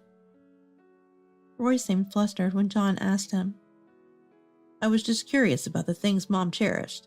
I thought I might keep anything that could serve as a memento. I see. She did have a fondness for little trinkets and jewelry. Feel free to take anything you like. My husband looks relieved when John says so. Relieved by John's words, Roy resumed searching Haley's room with renewed focus. I was torn about what to do. I suspected Roy, but had no proof he harmed Haley. I couldn't report him based on mere suspicion. And I didn't want to believe that my loving husband, who always smiled so kindly at Haley, could be guilty. But once suspicion took hold, every little thing seemed incriminating, and I became increasingly fearful. Even at home, I was too scared to be at ease around Roy. Amidst this, I unexpectedly received a call from my dad. Dad, what's up? Sorry to bother you suddenly, Cher. I seem to have hurt my back. Are you okay? It's pretty bad. Could you come over and help with the housework for a while? That bad? Can you come over? All right, I understand. I explained the situation to Roy and decided to go to my dad's. Roy said, It's serious. If something happened to Dad, go ahead. Though I felt sorry for Dad, I was relieved he hurt his back at this time. It gave me a chance to be away from Roy. I packed some clothes and headed to my parents' house. Upon arriving, I unlocked the door. Dad, I'm here. Are you okay? I called out immediately. Dad walks towards me from the entrance, as if nothing was wrong. Cher, are you all right? What do you mean? Aren't you hurt? That was a lie. A lie? I noticed something was off with you at Roy's mother's funeral, especially right before it started. And Roy was acting strange too, but differently. What's on your mind? Did you find something suspicious about Roy? Hearing this, I felt my tension unravel and almost collapsed. Dad quickly supported me and led me to the sofa. Thanks, Dad. It's okay. You must be exhausted. Can you tell me what's been bothering you? I explained about the writing on the back of the photo. I see. This needs investigating. Dad immediately started making a call. Actually, Dad's profession is a detective. Dad then called the specialized agency to request a handwriting analysis on the text in the photo. Cher, stay here for a while. I'll look into this matter. Okay, I understand. I calmly informed Roy that Dad's condition wasn't great, so I'd be staying at my parents' for a while. Roy accepted this without suspicion. Meanwhile, Dad began investigating Haley's death. Out of the blue, Roy showed up at my parents' house. Roy, what are you doing here? I was just worried about your dad's condition. Right. His back's getting better, but it'll take time to fully recover. Can I greet him? No, he's sleeping right now. I see. Roy's smile didn't reach his eyes. Why is the chain locked? We're married, right? Why are you so guarded? I'm not being guarded. Then let me in. I can't do that. Cher, are you hiding something? You haven't said anything strange to John, have you? Like what? Like, I killed my mother. When he said that, his face was no longer smiling. My heart pounded wildly. I was glad I had locked the chain. I can't have you spreading weird rumors. Besides, your John is with the police, right? It'd be a problem if the investigation reached me due to some baseless suspicion. Baseless suspicion? I already found out about the huge debt you were hiding. And you frequently asked Haley to help with repayments, didn't you? Did you kill Haley to claim her life insurance because you couldn't repay it all? That would be despicable. You took the life of Haley, who cared so much for you, just to settle your debts? You murderer! I couldn't hold back any longer. Even though I knew it might put me in danger, I couldn't forgive my husband for killing Haley, who was also dear to me. Then Roy started trembling violently. So you know that much. Then I'll have to kill you too, he said, and began trying to force open the entrance door. Of course it wouldn't open due to the chain, but the look in my husband's eyes filled me with fear. They were no longer the eyes of a normal person, but those of a criminal determined to kill me. I hurriedly moved away from there and found a safe place to hide inside the house. Hey, don't run away. Your dad isn't here right now, is he? I'll kill you before he gets back. I immediately took out my mobile phone and called Dad. Dad, help! Roy has come to the house. As I spoke to Dad, a loud crash echoed, followed by the sound of footsteps on broken glass. I held my breath. Making any noise would reveal my hiding place. Hey, Cher, where are you? Answer me.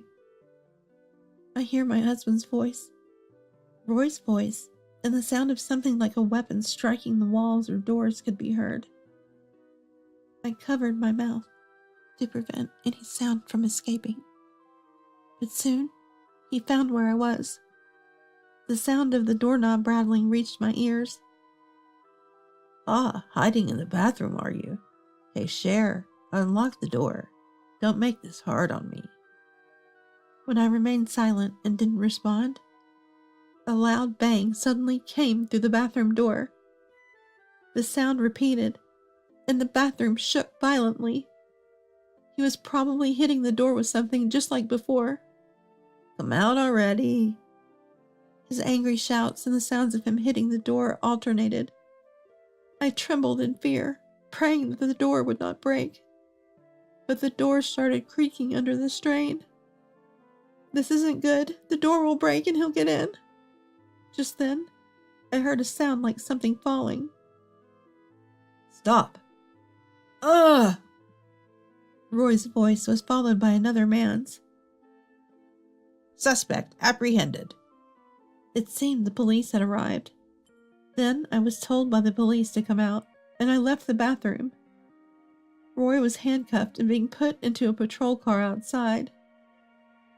Cher. Dad! Seeing Dad, I instinctively hugged him. I'm glad you're safe.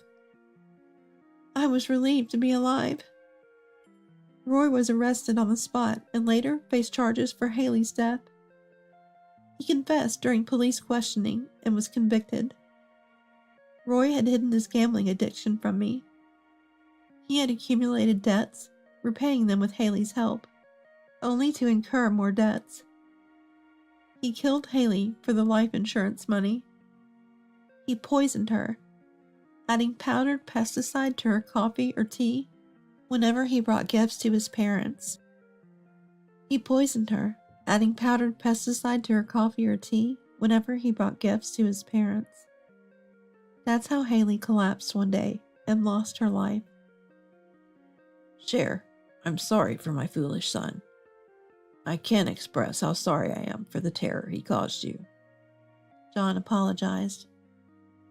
Please lift your head. You're suffering the most. We managed to put him in prison. We avenged Haley, I said, unable to stop my tears. Roy will never leave prison, but thinking of Haley and John, who lost his beloved wife, fills me with indescribable sorrow. Roy should spend his life in prison reflecting on his crimes. I regularly visit John, staring at Haley's memorial photo. Haley was like a real mother to me. Haley, I'll always treasure the clothes you picked out for me. Even today, in both my professional and personal life, I wear the outfits Haley coordinated for me, often recalling her gentle smile.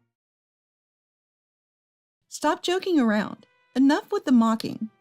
I angrily threw the box containing the dress into the trash can. Hey, what are you doing? Throwing away what your son gifted his child is just awful. Susan confronted me with these words.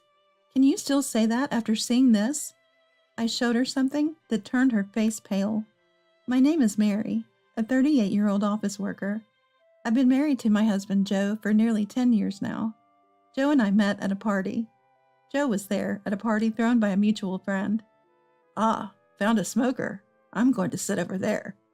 I used to smoke back then, but I've since quit. I loved rock music and often went to live music venues as a college student. I got hooked seeing everyone around me smoking and enjoying their drinks while watching the live performances. By the time I started working, there was a big push for no smoking and segregated smoking areas, and I, as a smoker, felt quite constrained. At that party, only Joe and I were smokers. I thought I'd be the only smoker and sat at a corner table, lighting a cigarette. He came over, looking delighted to see another smoker. Just being smokers gave us a sense of closeness, but we also shared a love for rock music. He often went to music festivals, and we liked many of the same bands. We hit it off and spent the whole party talking just to each other. We exchanged contact information, started seeing each other, and then began dating. Being with someone who shared my interests was comforting, and he was fun to be around. Our relationship progressed smoothly, and after dating for about 2 years, he proposed. Mary, marry me.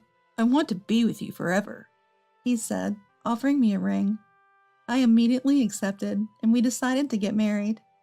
I thought life with him would always be fun. But marriage taught me it's not just about the couple. Nice to meet you. I'm Mary. This happened during my first family meeting at my in-laws' house. My mother-in-law Susan was cold towards me. So, you're Mary. I've heard about you from Joe, but are you really suitable to be my son's wife? What? Did you graduate from college? Yes, I did graduate. I see. And where do you work? Susan grilled me with questions like an interviewer. Come on, don't interrogate her like that. Mike, you're too soft. As a mother, I just want my child to be happy. Susan was very strict, almost overprotective, like a mother hen. I wondered if marrying him was really the right decision. I was genuinely concerned. But still, my love for him outweighed those doubts. I'm seriously involved with Joe and really want to marry him. If there's anything I'm lacking or you're concerned about, I'd appreciate your guidance, Susan, I said, asking her for advice. Susan looked shocked, and then quickly averted her gaze. If I find anything unsatisfactory, I won't hold back, she said, almost spitting the words out. I was anxious about getting along with Susan, but I didn't want to give in, even if she harassed me. I think that's the rock spirit in me, never backing down. Later, when I met my parents, Susan bombarded them with questions too, which was a bit unpleasant. My parents too. It was like being interrogated, they said, a bit taken aback. And finally, he and I managed to have our wedding without any issues. Thankfully, Susan didn't say anything during the ceremony, so I could focus on my wedding without worries. Then Joe and I went on our honeymoon, and after returning, we started our married life together. Life with Joe was so much fun. He always made me laugh. But whenever we visited his family for Thanksgiving or Christmas, I felt a bit down. Mary, do you cook properly every day? Are you feeding Joe nutritious meals? Oh yes, I cook every day. What exactly do you cook? Well, soups, steaks. Do you make sure he eats fish? You need to think about nutritional balance and make sure he eats vegetables. Well, Joe doesn't like fish much. I know that. And that's why I used to finely chop it into pasta sauce or make cod in a cream sauce. You should do the same. Ah, I'm sorry. Really, can I trust you to take care of my son? I felt like Susan was overly doting on her son. The kind of menu Susan prepared might be easy for a housewife, but it was quite a challenge for someone working full-time like me. But it seemed like Susan didn't take my situation into consideration, and often complained. That's why I wasn't keen on visiting my in-laws' house. However, Joe valued his family, or rather he was overprotected by Susan and liked her. I thought he was a bit of a mama's boy. So we invariably went to his parents' house for Thanksgiving and Christmas, and sometimes he would take me there on other occasions too. Each time Susan watched me with a critical eye, which made me uncomfortable. 3 years into our marriage, I got pregnant. Really? Are you sure? Yes, the doctor confirmed it. Awesome. Thank you, Mary. Joe was overjoyed about my pregnancy, and I was happy too. Both my parents and my in-laws congratulated us. I was excited about starting my new life as a mother. But pregnancy was tough. I was prone to getting sick, and even eating was a struggle. When I discussed it with Joe, he said, I'm not good at housework. He was sympathetic, but not much help. There was still time before I could take maternity leave, and my mother couldn't come home easily as she lived in the countryside. That's when, Why don't we ask Mom to come over? Joe suggested. I was speechless. The thought of living with Susan, who had always been harsh with me, especially when I was physically and emotionally vulnerable, during pregnancy was unbearable. I'm not sure about that, I blurted out, and Joe was surprised. Why not? Her house is close, and it would be best. You'd appreciate Mom's help with the housework, right? It makes the most sense. I'll call her right away. Wait a minute. Joe decided on his own. Before I knew it, Susan was coming over every day to help with the housework. Susan, thank you for helping out from today. Sure thing. I was extremely anxious. I expected Susan to nitpick everything. I thought she would criticize me for not cleaning properly, or for having a messy fridge. But surprisingly, Susan wasn't as harsh with me as I had expected. How are you feeling? I'm okay, thank you. Good. I made a salad. Have some. Thank you. It's delicious. Glad to hear that. The salad Susan prepared had boiled and shredded chicken breast, sliced tomatoes and croutons on lettuce, topped with her homemade dressing. The dressing was exquisite, light and refreshing, making it easy to eat even when I felt unwell. When I was pregnant, I couldn't eat much either, so I got my nutrients from light salads like this. I see. If there's anything you don't like, let me know. Thank you. I'm fine with everything. Okay then, I'll come again tomorrow. Thank you so much. Susan wasn't one to show a smile, but she took great care of me. She continued to come every day, handling the housework efficiently without burdening me. Susan was an excellent cook, preparing many delicious dishes that even I could eat. Thanks to her, I was able to spend my pregnancy days calmly without any stress. See, I told you it was the right decision to ask Mom for help. You were right, Joe. Thanks for calling Susan. Then I went on maternity leave, but there was no need to go back to my parents' house because Susan helped with the chores and took care of me. Susan, I really appreciate everything you do. It's fine. That's what family is for, to support each other during tough times. Susan. Maybe I had misunderstood Susan. I thought she was a troublesome person who doted on her son and saw her daughter-in-law as an adversary, but that wasn't the case. She accepted me as part of the family and was strict because of that. A few months passed and I gave birth. It was a healthy baby girl. You did well. Congratulations. Thank you, Susan. Susan congratulated and comforted me. My parents also came to celebrate the birth. Joe managed to get away from work and was thrilled about the arrival of our daughter. Thus, with the arrival of our new family member, Joe and I began our life as a family of 3. Susan's help with our daughter, Karen, during my maternity leave was invaluable. Karen grew quickly, learning words early on. Mom, Dad, she began calling Joe and me. Time flew by as I raised her, and soon she was 5 and attending kindergarten. While I balanced work and parenting, Susan considerately helped with Karen. Today, Karen and I played house. Grandma and I had so much fun. That's great to hear. Speaking of which, is Joe coming home late again today? Yes, he seems to have a lot of overtime lately. I see. It's good to be busy at work, but he should also make time for his daughter. You're right. Joe started coming home later and later around this time. Of course, since we work at the same company, I understand that his responsibilities have increased over the years. But even so, his return time has been getting later and later. And on weekends, he often goes out alone, saying his friends invited him. Initially, Karen was close to her dad, but lately she's given up on him as he's become less involved. Seeing her looking lonely made me angry at Joe.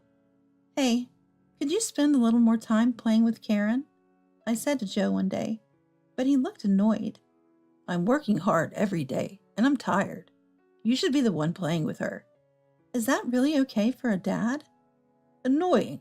Whoever can do childcare should do it, Joe said, ending the conversation abruptly and going to his room. Wait a minute. I was dumbfounded by his behavior. Moreover, although Joe appears to be working hard, I earn more as I work for a better company. Despite working hard and doing the household chores, I'm bearing a greater burden than Joe.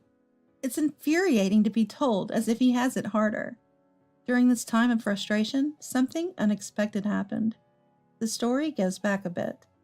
One holiday, Karen said she wanted to wear a new dress for her elementary school entrance ceremony. Joe was home unusually.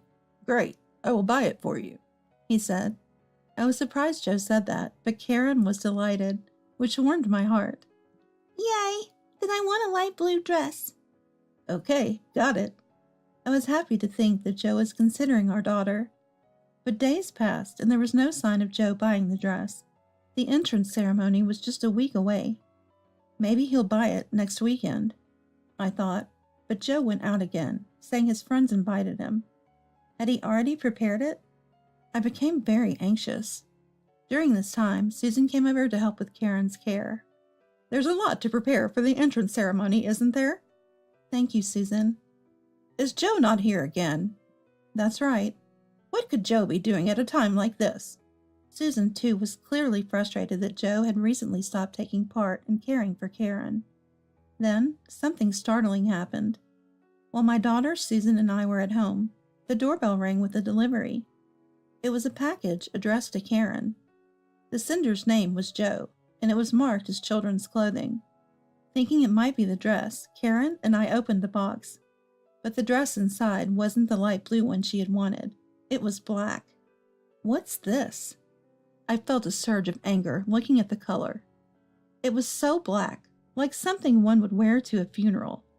This wasn't appropriate for an entrance ceremony. Then I found a letter on top of the dress, which made me even angrier. Dear Mary, a gift from Joe and me to Karen. It's a pricey dress worth $1,000, so please use it carefully. Maybe for your funeral, for example. Stop joking around. Enough with the mocking. I angrily threw the box with the dress into the trash can. Hey, what are you doing? Susan was furious. Throwing away a gift your son gave to his daughter is terrible. Karen will be sad. Confronted by Susan, I calmly replied, Can you still say that after seeing this? I showed her the letter, and her face turned pale. What's this? Does this mean Joe is having an affair? It's possible. I collapsed to my knees in shock. I couldn't believe such a thing was happening to me. Mary, are you okay? Susan rushed to me, concerned. Susan, I'm sorry. No, I'm the one who should apologize for yelling. Karen, not fully understanding what was happening, just saw me faltering and came over worried. Mom, are you okay? Karen, I'm sorry for worrying you. I'm okay. This dress was delivered by mistake. Dad will buy the right blue one next time, so let's wait a little longer. Okay, I understand. After calming down, Susan and I decided to investigate the truth. We left Karen with my father-in-law and waited for Joe. I'm home. Welcome back. Joe, I bought your favorite Mont Blanc cake. Want some? Really? Yes, I love it. Joe has a sweet tooth, especially for cakes. So Susan used sweets to catch Joe off guard. I'll prepare some iced coffee. Thanks. As Joe was fixated on the Mont Blanc in front of him, Susan approached with iced coffee, but deliberately spilled it on his clothes. Whoa, Mom, what are you doing? Sorry, you better take that off quickly before it stains. Susan urged Joe to change his clothes. Caught off guard, Joe left his mobile phone on the table and went to change. While Susan was following Joe, I opened Joe's mobile phone. He had said it was set to his birthday. When I entered the lock number, I could access Joe's mobile phone. I found the text with his mistress and took photos with my phone. Then, come over now. I want to introduce you to Mom. My wife is out with our daughter. I messaged the mistress from Joe's phone.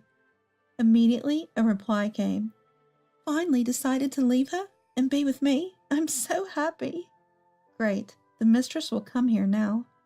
And indeed, after some minutes, the mistress arrived. When I opened the door and led her to the living room, Joe was shocked. Sarah, why are you here? Why, you invited me. You said you wanted to introduce me to your parents. I didn't do anything like that. What are you talking about? You sent me a message. Joe checked his phone in a panic and realized I had sent the message. Mary, you mess with my phone. That's despicable. Joe was furious at me, but Susan got angry at Joe's response. The lowest of the low is you. How dare you betray your wife and daughter like this? To hurt your family instead of protecting them. You should be ashamed. Mom. Joe was surprised to be scolded by Susan, who usually sided with him. I asked Joe about the black dress. Did you know about the black dress that Sarah sent to Karen? What? This dress came with a letter like this. Joe seemed unaware as he read the letter, speechless. Sarah smirked triumphantly. You did this, Sarah? Well, Karen wanted a dress. So I bought her one. It's a designer brand. Cost $1,000.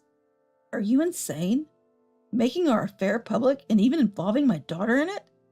Well, I thought you'd never leave her otherwise. What are you talking about? I'm not divorcing. What? Sarah was shocked by Joe's statement. Why? I'm better than her. Shut up. It was just a fling with you. No way.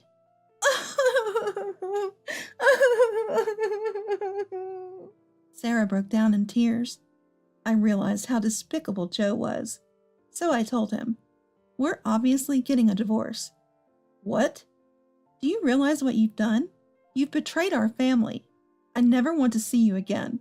I want a divorce now. Wait, if you divorce me, you'll have trouble. No support from Mom. And you'll be taking Karen's father away. That's not a threat. Susan said she'd support me in parenting even if we divorced. Karen has almost given up on you anyway. We're definitely divorcing. You don't want to divorce because I earn more than double your income, right? You'll lose those benefits. Sarah, hearing this, what do you mean? Confronted Joe. Joe pale-faced. I hardly paid any living expenses here, so I could spend lots on dates with you. He explained to Sarah. So you can't afford a luxurious life for me if we get married? Joe nodded, and Sarah was furious. Joke's on you. I don't need a man without money. Sarah stormed out of the house. Running away won't help. I'm still going to sue for compensation, I said to her. For a moment, Sarah froze, but then she left the house through the front door and was gone. Joe, you're an embarrassment as a son. Don't see me or Mary again. Susan disowned Joe, who was left in a state of shock. Later, I sought compensation from Joe and Sarah through a lawyer, and demanded child support from Joe post-divorce. Rumors at Joe's workplace about his affair and now second divorce left him feeling isolated. I also sent a copy of the distasteful letter Sarah sent to her employer, so she too faced cold shoulders at work. Meanwhile, Karen and I are living happily. Susan occasionally visits us, allowing me to balance work and parenting without any trouble. As a single mother, I plan to continue raising my daughter with all the support I can get. A wedding is one of the most important events in life, celebrating the new start for a newlywed couple. And today, my husband and I were attending my sister-in-law's wedding. Truth be told, I didn't really want to go, but I ended up going anyway. However, as the reception progressed and dishes were served one after another, I was somehow presented with a kids' meal. In contrast, everyone else seemed to be enjoying upscale French cuisine. I was asking the staff about this mix-up when my mother-in-law approached me with a sly smile. "Are you enjoying the wedding?" she said, looking down on me. Before I could respond, my husband spoke up. "My name is Olivia. I just turned 32, and I run my own original apparel company. I'm married to William, who's 2 years older than me. We got married 3 years ago after meeting at a department store. Most of my company's products are sold in apparel shops and department stores, and my husband worked as a security guard at one of those stores. Among the generally older security guards, he stood out to me as he was younger.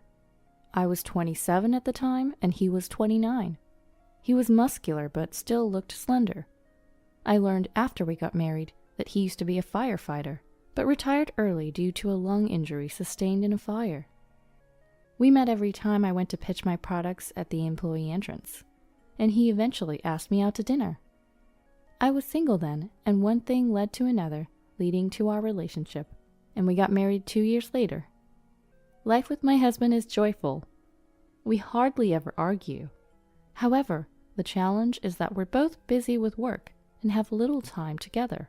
But I have no complaints, except for one issue with his family. He has an older sister, Sarah, who's 35, and this Sarah was quite troublesome. It all started on a day when my husband and I both managed to get the same day off using our paid time off. "Why don't we go shopping since we finally have a day off together?"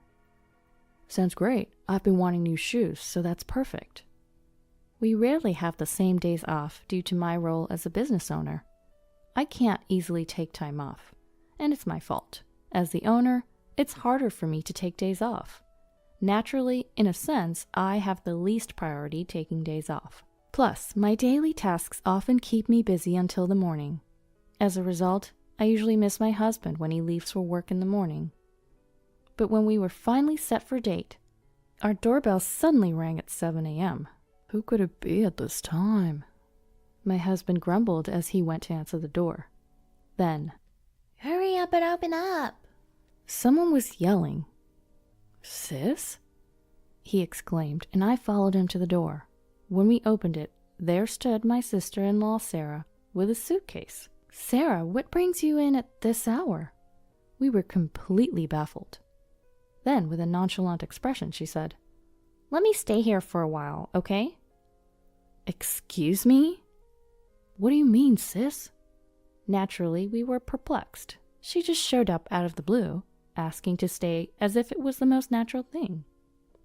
And so we asked, "Why?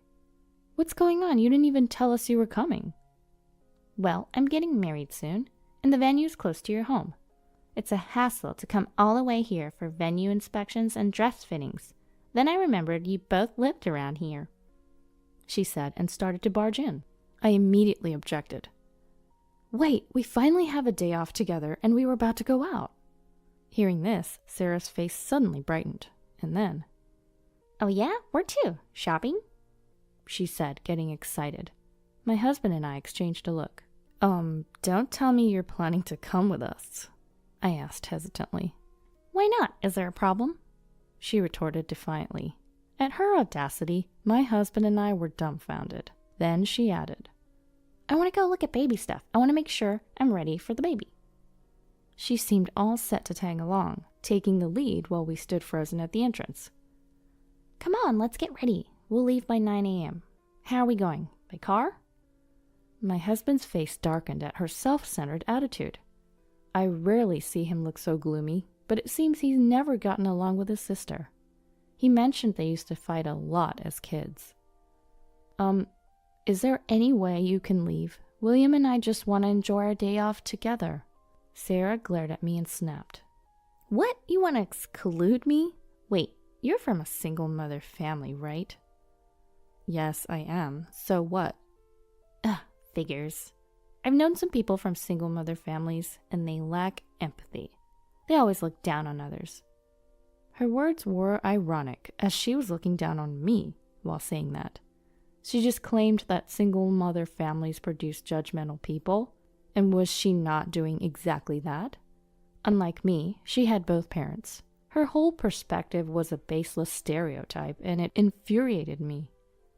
That's prejudice. I'm not like that. And look, even William is uncomfortable.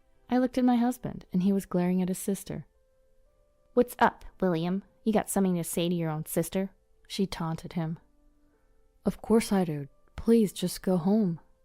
My husband's tone was firm. Fine, but don't come crying to me later. Especially you, Olivia. I wondered why she singled me out. Thanks for the warning, I replied nonchalantly. With that, she left without another word. After successfully getting rid of her, we had breakfast and went to the nearby mall. But the unlucky start to our day seemed to continue. After shopping, we decided to rest on a bench. Then, we unexpectedly ran into Sarah again. Look who it is. The same too. Guess we ended up at the same place. Sis, my husband muttered, then heard someone calling her name. It was a familiar voice. It was my mother-in-law. Sarah, let's go see those luxury bags over there. Approaching us, his mother noticed us too. William and Olivia? You too, Mom? He sighed, sounding exhausted. I felt the same way.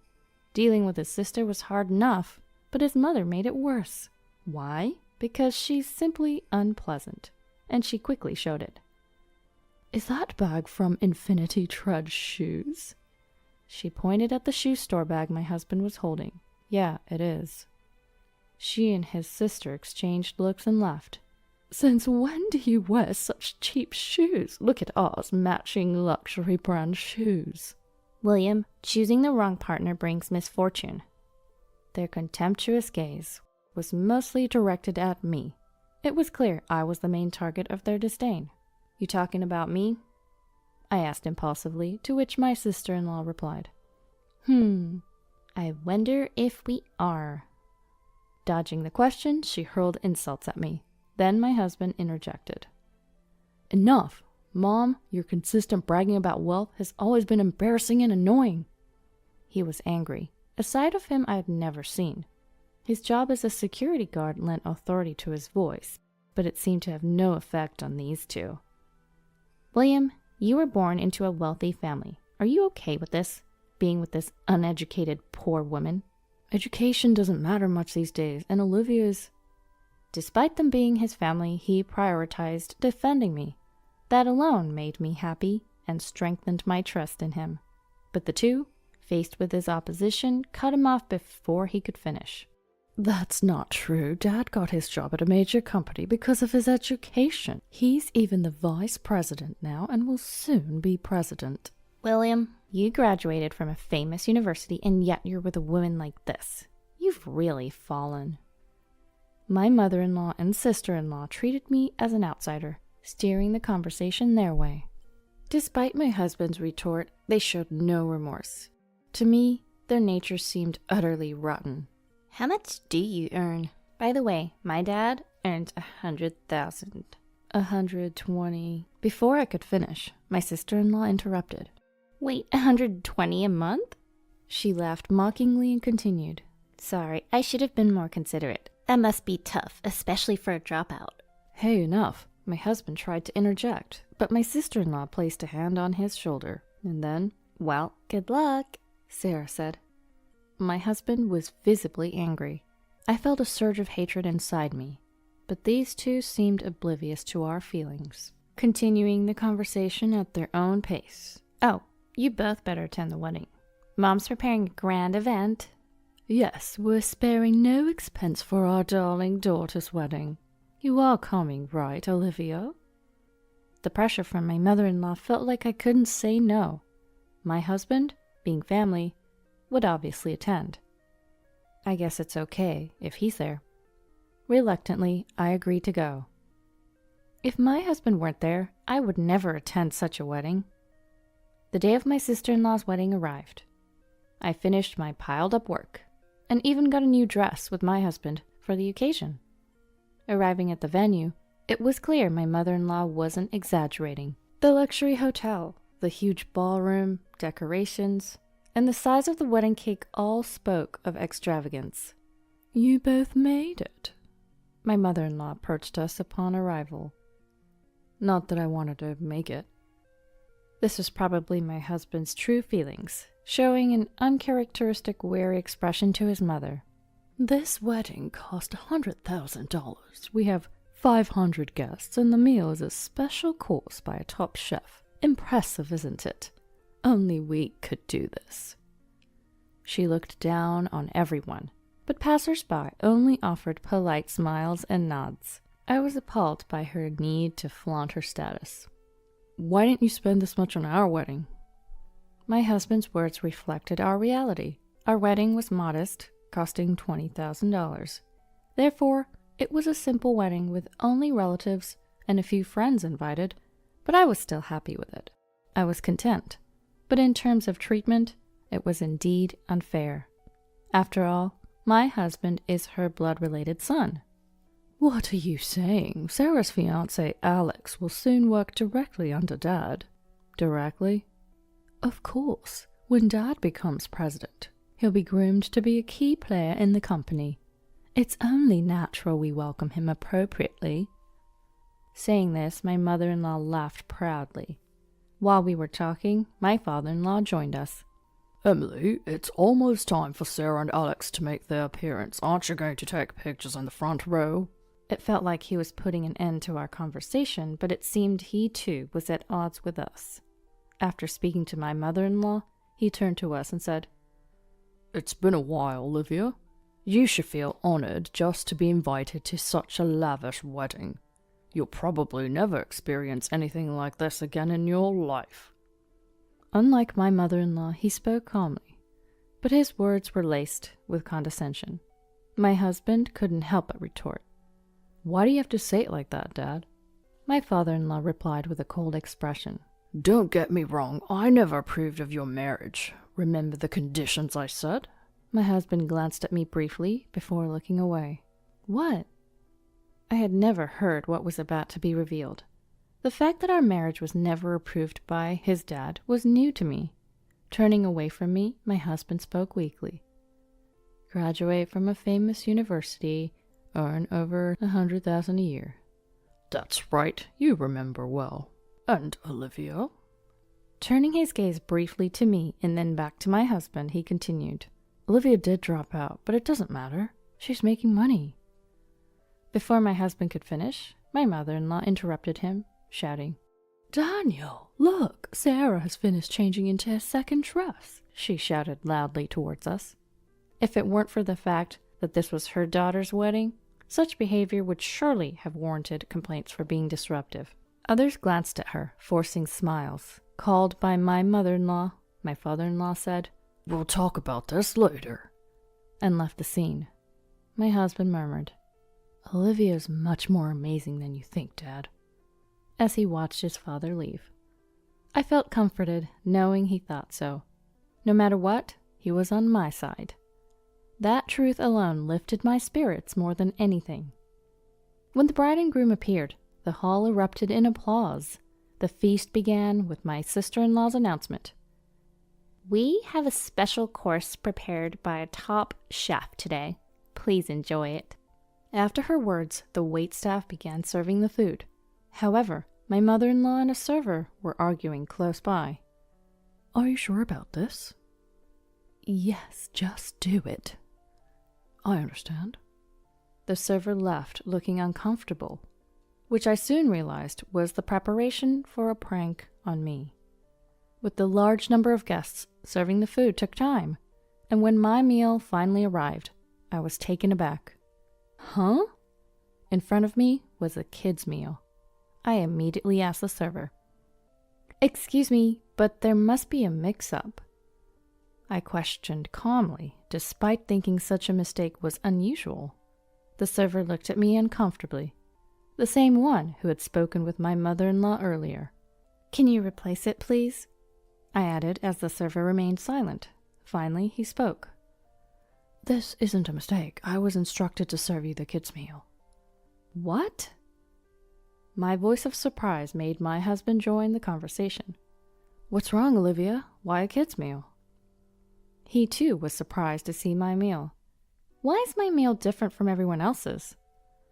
It was more embarrassing than shocking. People around started to stare at me. "Why do you have a kids' meal?" "I don't know either." Then my mother-in-law approached, laughing. "How is your meal? Perfect for a dropout from a single-parent home, right? If you don't like it, you can leave." My mother-in-law was unilaterally spouting whatever she wanted to say. I was reaching my limit of patience. No matter how much I disliked my sister-in-law, I couldn't ruin someone else's wedding. I had been holding back because of that. But if the mother-in-law, who was orchestrating the wedding, was causing the disruption, there was no need for me to keep holding back. Just when I thought this, my husband spoke up first. "Seriously, what are you doing? Aren't you embarrassed by this childish behavior?"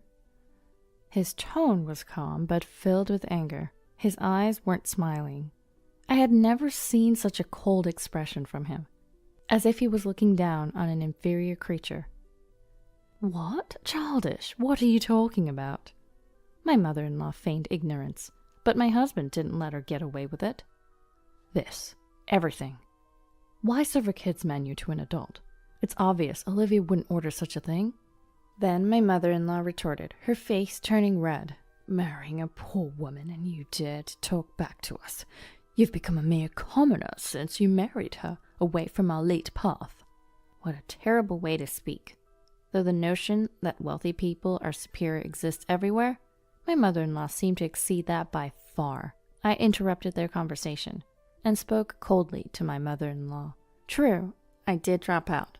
That's because my parents passed away before I could finish middle school. But now, I'm the president of a company." "President? I bet it's nothing significant." My mother-in-law's momentum was unrelenting. Seeing this, I sighed. I didn't want to do this because it's so childish. I muttered meaningfully, prompting a curious look from my mother-in-law. "What exactly do you do?" She spoke arrogantly, thinking she was in a superior position. It was disgusting to see such an attitude. "Daniel's company is Solar Burst Innovations, right?" "Yes, that's right, and he'll be the next president." "Is that so? By the way, the current president, Morgan, is a major client of my company. The socks distributed in his company every month are commissioned directly to my company by Morgan himself." "What?" My mother-in-law was momentarily lost for words. The socks I mentioned, developed by my company, were exceptional for their comfort even after long hours of wear. Originally, the technology was used for t-shirts, but was expanded to all clothing types. Everything Morgan wore was from our company. I was the one who suggested him to try our socks for his entire company.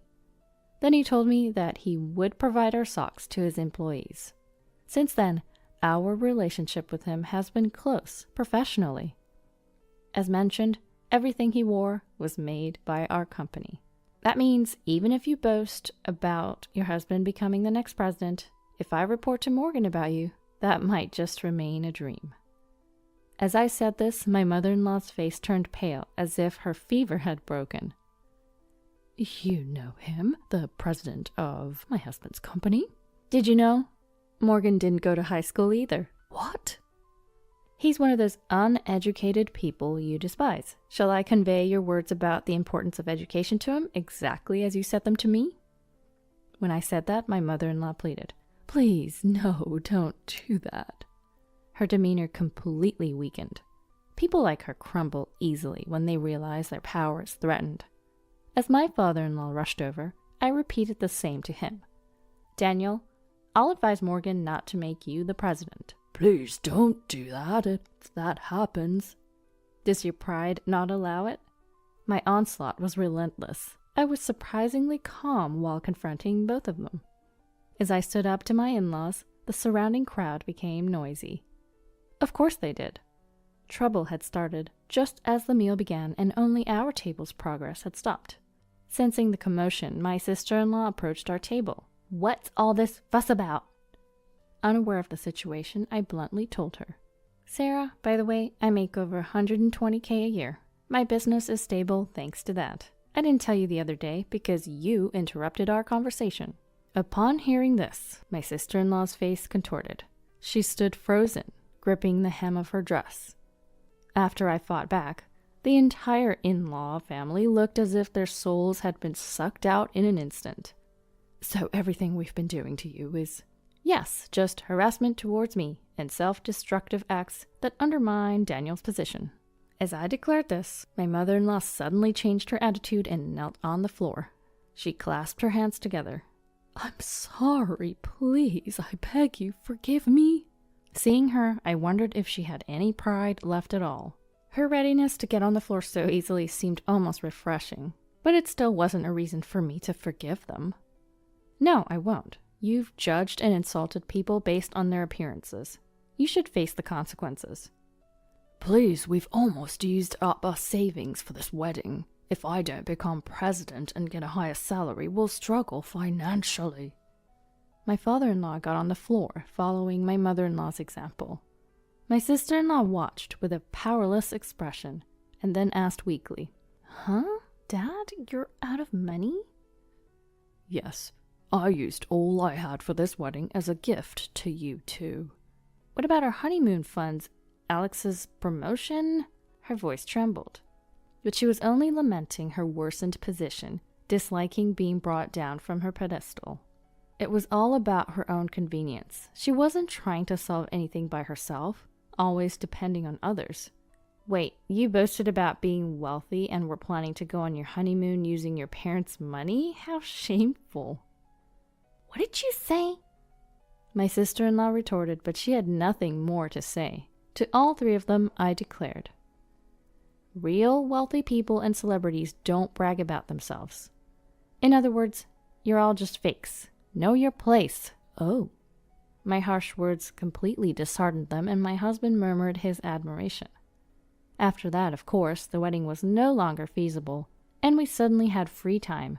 We left the pitiful wedding venue of my sister-in-law. Later, I explained everything to Morgan. Got it. So it wouldn't be fun for you if Daniel became president, right? To be frank, yes. Don't worry. I won't forgive Daniel for insulting you, nor will I make him president. Maybe I should transfer him to an overseas branch. Morgan laughed as he said this. A week later, my father-in-law rushed to us. Please convince Morgan to cancel the overseas transfer. His face was filled with desperation. Apparently, Morgan was seriously working to transfer my father-in-law to another branch. When I heard it was Brazil, a half-day flight away, I almost burst into laughter. In the end, Morgan didn't cancel the request, and my father-in-law, unable to go to Brazil, seemed to have resigned from the company. Additionally, there was a big commotion involving my sister-in-law's fiancé due to recent events. First, the wedding turned into a complete mess. Then, the promised position at my father-in-law's company fell through when he resigned. My sister-in-law's fiancé originally worked in Italy. He moved to America for the wedding, only to be caught up in this absurd drama. In the end, my sister-in-law's marriage was called off, and she was in great shock, but she ended up in the hospital. My mother-in-law, affected by the downfall of my father-in-law and the mental breakdown of my sister-in-law, lost all her hair, and now looks like an old woman, as my husband said. The lives of these three people who freely insulted others lost their shine in an instant. Like a diamond that turns out to be just a lump of carbon. The wealthy life of my in-laws was nothing but a facade of pretense. Life can hinge on a single event influencing the future. This applies equally to both good and bad events. This was indeed such an occasion, I believe. As for me, I'm using my savings to prepare for building my dream home with my husband. While my in-laws' lives were becoming more difficult, my business was generating more and more profits. Moreover, perhaps due to things settling down, I had become pregnant. With financial stability and a growing family, we must seem like celebrities to my current in-laws. Still, I made a promise to myself to live happily with my husband and our future child, never becoming arrogant no matter what. What are you thinking? How dare you treat someone's daughter like this? That's right. It's outrageous to make your grandchild suffer. Well, that is. Please calm down. How can I be calm about this? It's unforgivable. I was furious and said whatever I wanted to. My husband didn't hold back either. For our precious daughter and grandchild, we had no intention of forgiving this. My name is Wendy. My husband Vance and I get along well. We both retired and often go out, enjoying our lives together. Our only daughter, Gabriella, went eagerly to her in-laws, so we were sure she was happy. When she went on a honeymoon after the wedding and later told us she was pregnant, we were thrilled. Becoming a grandfather, becoming a grandmother, we were overjoyed. Our first grandchild, Lex, felt like an angel when we held him in the hospital. We were ready to take care of him after birth, but when we talked to her about it, she gave us a disappointing answer. We were eager to help, but when we offered to take care of Lex, Gabriella's mother-in-law, Anita, refused. Our own grandchild. We can't leave him with you. We don't trust you. We were shocked by her harsh words. We started worrying about Gabriella. For years, when we tried contacting Gabriella, "I can't talk right now," she'd say and hang up quickly. Hardly seeing her, we grew more concerned. Maybe she's just busy with married life. You were trained by my mom, right? Gabriella will be fine. You taught her well. Maybe I'm overthinking it, but I have a bad feeling. Women's intuition, maybe. We can't know that. Her husband seemed nice. They must be happy. Hopefully that's the case. My husband's encouragement was a small comfort. Since we usually go out together, we decided to check on Gabriella by visiting her in-laws. After watching from a distance for a while, we saw Gabriella coming out to water the planters. Okay, let's approach her now. We rushed over to her. Gabriella, are you okay? You startled me. Why are you here? What are you doing? We came to see how you are. Don't come here uninvited. Why would you do this? It's not okay. You look thin. Are you expecting another child? No, I'm just busy, so please leave. Gabriella was very cold towards us. She seemed frightened, as if afraid of being seen. Come on, it's been a while. Let's have a chat. There's a nice cafe nearby. Let's grab a coffee. No, I won't go to such an expensive place. It's just coffee. Let's talk, okay? As we argued, the house door opened. Gabriella's mother-in-law, Anita, refused our offer to take care of Lex. A woman in lovely clothes appeared. Oh, are you Gabriella's parents? Welcome. Was there some urgent matter? I didn't hear you were coming. Gabriella, you didn't tell me, did you? Anita smiled, but it felt like she was keeping us at a distance. Gabriella tensed up and looked embarrassed. My parents just showed up unexpectedly. I'm sorry. Well, come in then. Invited in by the hosts, we were eager to see Gabriella's life, so we attempted to enter. Oh, is that okay? Then we'll just pop in. But Gabriella seemed uneasy. No, my parents have another engagement. They should leave. I'm busy too, please. Despite being invited, Gabriella's panicked words made us leave.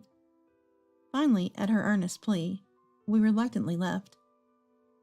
I told my husband on the way home that something seemed off with Gabriella, suspecting something with that Anita.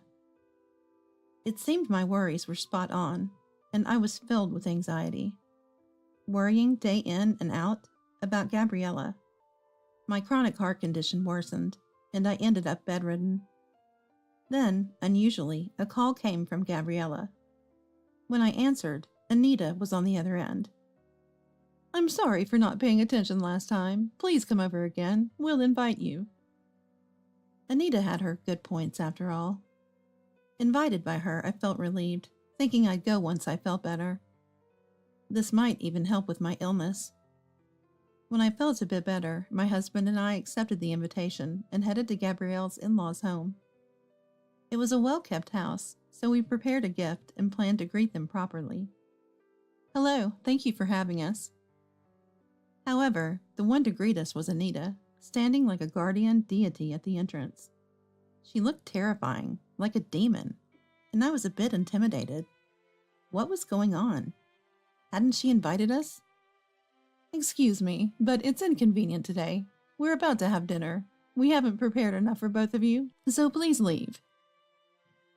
We hadn't come to join their meal. "That's fine. We'll wait until you're done, no problem." "No, I can't let you stay without offering anything, please. Just go home for today." "We came all this way, and we'd like to see our grandchild if possible."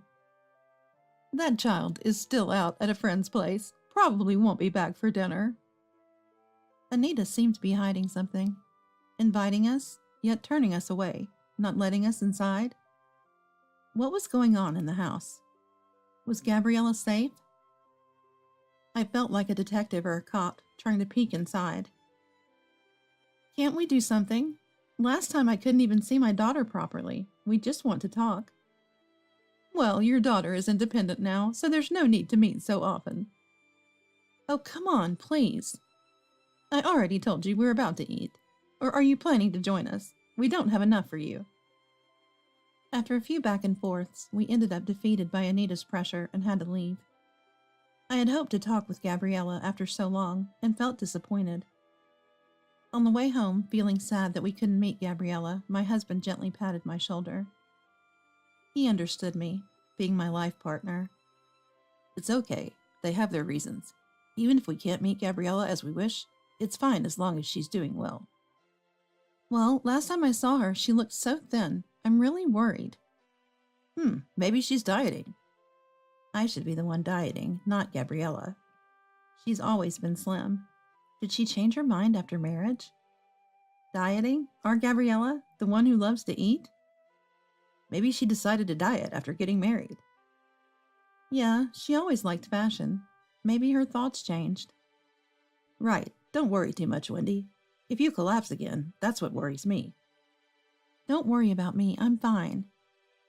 We tried not to worry too much about Gabriella. We believed she would contact us if something happened.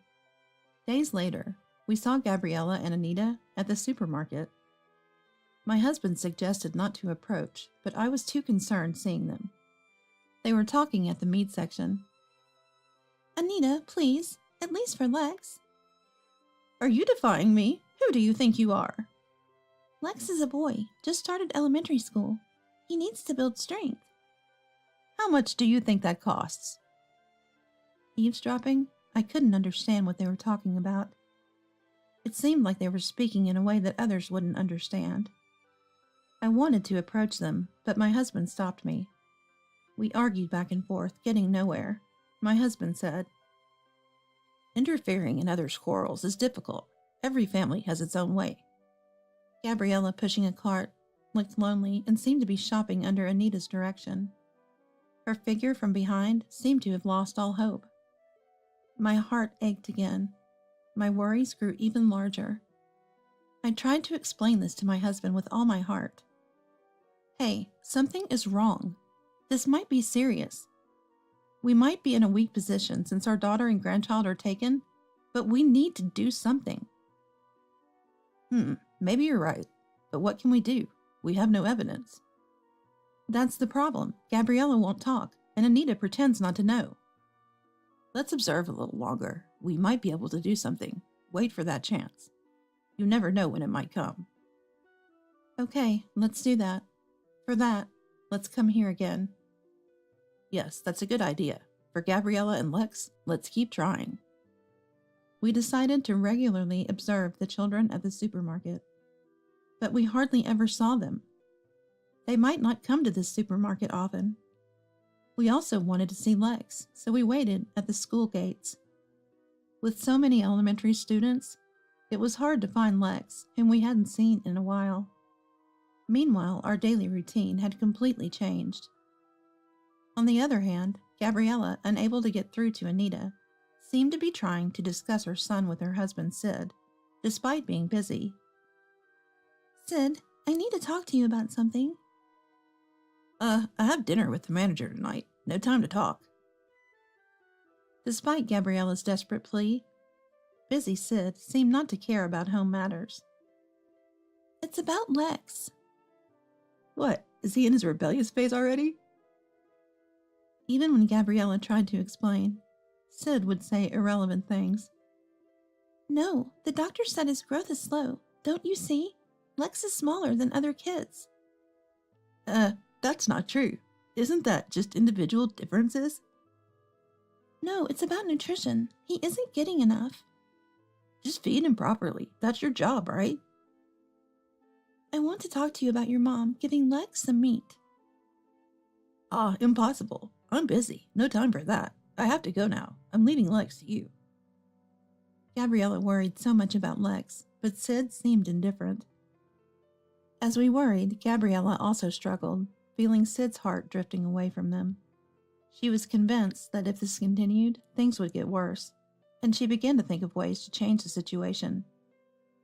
Gabriella, on the other hand, had appealed to Anita, but she was not being heard, so she was trying to talk to her husband Sid, because he is the father, even though he is busy with work, and she wanted him to think about her son with her. Meanwhile, I ran into my friend Caitlin on the street while I was troubled about Gabriella's family. Caitlin looked worriedly at my pale face. Wendy, are you okay? My heart, you know.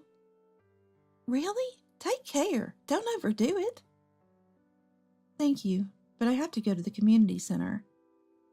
I hadn't been to the local meetings for a while.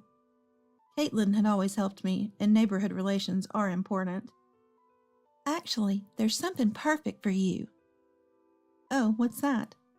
Hawaiian dance. Oh, I love that. I've always wanted to try. I had been feeling down thinking about Gabriella's family, but this lifted my spirits. Friends are indeed valuable. Thanks for inviting me. I think I can make it. Caitlin, noticing my still poor complexion despite my cheerfulness, seemed to realize I was troubled. Something happened recently. I heard rumors you've been playing detective.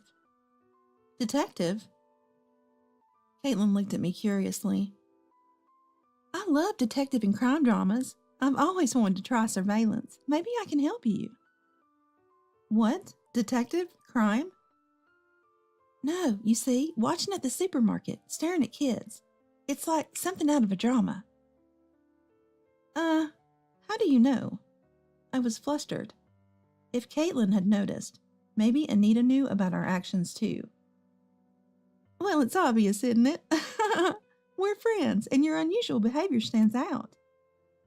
Caitlin said it with a laugh, but the thought of our actions attracting attention made me a bit uncomfortable. From an outsider's perspective, our actions must have seemed suspicious. Oh dear, how embarrassing. But if you're willing to help, I'd really appreciate it. Hey, what are you doing all this for? I explained to Caitlin that I was worried Gabriella and her son were being mistreated by Anita, and I wanted to catch them in the act. Looks like it's time for Detective Karen to step in. Let's clear up this matter, Wendy. Don't overdo it. It's hard on your body. I've got your back, don't worry. Yeah, thank you. That helps a lot. Caitlin, now fully on board, started asking around. Apparently, many people had seen Anita and Gabriella having arguments at the supermarket, especially near the meat section. What did meat signify, and what could it lead to?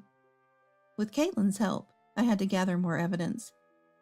Without solid proof, it was difficult, but thanks to Caitlin, it was clear their arguments were food-related. Yet I couldn't catch the scene myself. These days only heightened my anxiety, affecting my health. My husband tried his best, but we couldn't easily enter their house, and we worried about Gabriella and her family. I might end up hospitalized. Heart disease is unforgiving. Worrying isn't good. But my daughter and grandson are my priority. If I were hospitalized, I couldn't do anything for them. Torn between my health and my daughter's situation, the pain and worry multiplied. I could collapse any day. My doctor had warned me about my fragile health. My husband stayed by my side always. Caitlin also brought fruit. "If you meet Gabriella or Lex, you'll get decisive evidence, so hang in there," and encouraged me. She was a really reliable detective. Our investigation, involving not just us but also Caitlin, was reaching a climax. One day, while shopping in the market, I saw a group of lively elementary school students. Watching them, I noticed a familiar face resembling Gabriella. Looks just like Gabriella. It was Lex. "Lex, is that you? Oh, you've grown." "Yeah, I'm in first grade now." You seem smaller than the others. Are you eating well? Lex seemed hesitant to answer my husband's question, but looked straight at us and replied, "No, I'm always hungry, even though we have lunch at school." What did this mean? Gabriella knows how to cook a variety of dishes. Wanting to fill Lex's stomach, we looked for a restaurant. Let's eat together at that steakhouse. Grandpa will treat you, don't worry. You can even eat mine. At the steakhouse, we let Lex choose what he wanted. Suddenly, Lex burst into tears.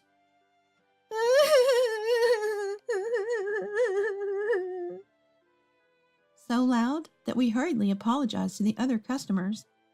What's wrong? Is it bad? "If it's not tasty, you don't have to force yourself," I said. Lex shook his head vigorously and said with a beaming smile, "No, it's not that. It's really, really tasty." Surprised by Lex's reaction, as if he had never eaten meat before, I was relieved to see him happy. "Ah, I see. That's good. You scared us." As we were relieved, Lex muttered sadly, "I wish I could give Mom some of this delicious meat too." My husband and I understood something important from Lex's words. Maybe Gabriella and her family weren't eating enough. Lex, you mean you don't usually eat meat? "Yeah, Grandma says it's too luxurious and won't let us." Does your mom not eat it either? "Mom's even worse off. She can't eat fish, only rice." We were shocked. Gabriella and her family were being forced to live like this. I see, Lex. Is there anything else troubling at home? "Well..." We listened to Lex, who seemed more energized after eating, and learned various things. We had to confront Anita at their home. We were determined. Feeling comparatively well, we decided to visit their home with Lex. We started with an unrelated issue to catch them off guard. Upon entering, my husband spoke to Anita, while Lex and I followed our plan. "Hello. We ran into Lex nearby, and he seemed a bit down, hungry, so we took him to a steakhouse." "It was kind of you, but unnecessary. Sorry for troubling you." No, he seemed unaccustomed to eating meat. Found it unusual, you know." We caught them off guard. As Lex went inside, I quickly followed. The plan worked like a detective plot. Anita's reaction to the mention of meat made her face contort. There was definitely something amiss. Hey, don't just enter someone's house like that." Anita tried to get rid of us, but I hit the core issue. More importantly, Lex mentioned that the boy isn't eating meat. That's sad, isn't it? Is it true? "Oh no, of course not. That's not true." We pressed Anita, who quickly denied. "Really? You're not letting them eat meat? Let's make it black and white, whether we're feeding them properly or not." We cornered Anita, pressing for clarity. "What are you thinking? Not feeding a growing child properly?" Overwhelmed by our momentum, Anita started shifting the blame. "No way, that's not me. Is that Gabriella's idea? I don't know anything." Gabriella appeared, interrupting Anita's denial. "Wait, Anita. I can't take it anymore. It's too hard for Lex. I'll tell the truth. Dad, Mom, thank you for always worrying. Gabriella? She was different from her usual self. A mother protecting her child, courageous and divine. Dad, Mom? Actually, Lex and I haven't been fed properly. Sid is always busy eating out, not knowing anything. When I try to speak, he doesn't want to listen, and Anita interferes. Nobody helps us. Gabriella continued passionately. Anita seemed to shrink in size. Lex is smaller than other kids, and the doctor warned us about his diet, but nobody understands. Gabriella almost in tears, and Anita sweating and trying to deflect. What are you talking about, Gabriella? I'm not mean like that. Anita's continued denial at this stage was inexcusable. To push a child to a state where a doctor needs to intervene about his diet was way too much. Finally, Gabriella declared, Anita, I've had enough. I'm leaving this place. My husband comforted Gabriella, resolved in her decision. Gabriella, you've held up well until now. No more worries. First, pack your things. Both of you are coming to our house. Dad, thank you. Lex and I will bring our luggage. While Gabriella and Lex went to get their luggage, my anger towards Anita didn't cease, and I added fuel to the fire.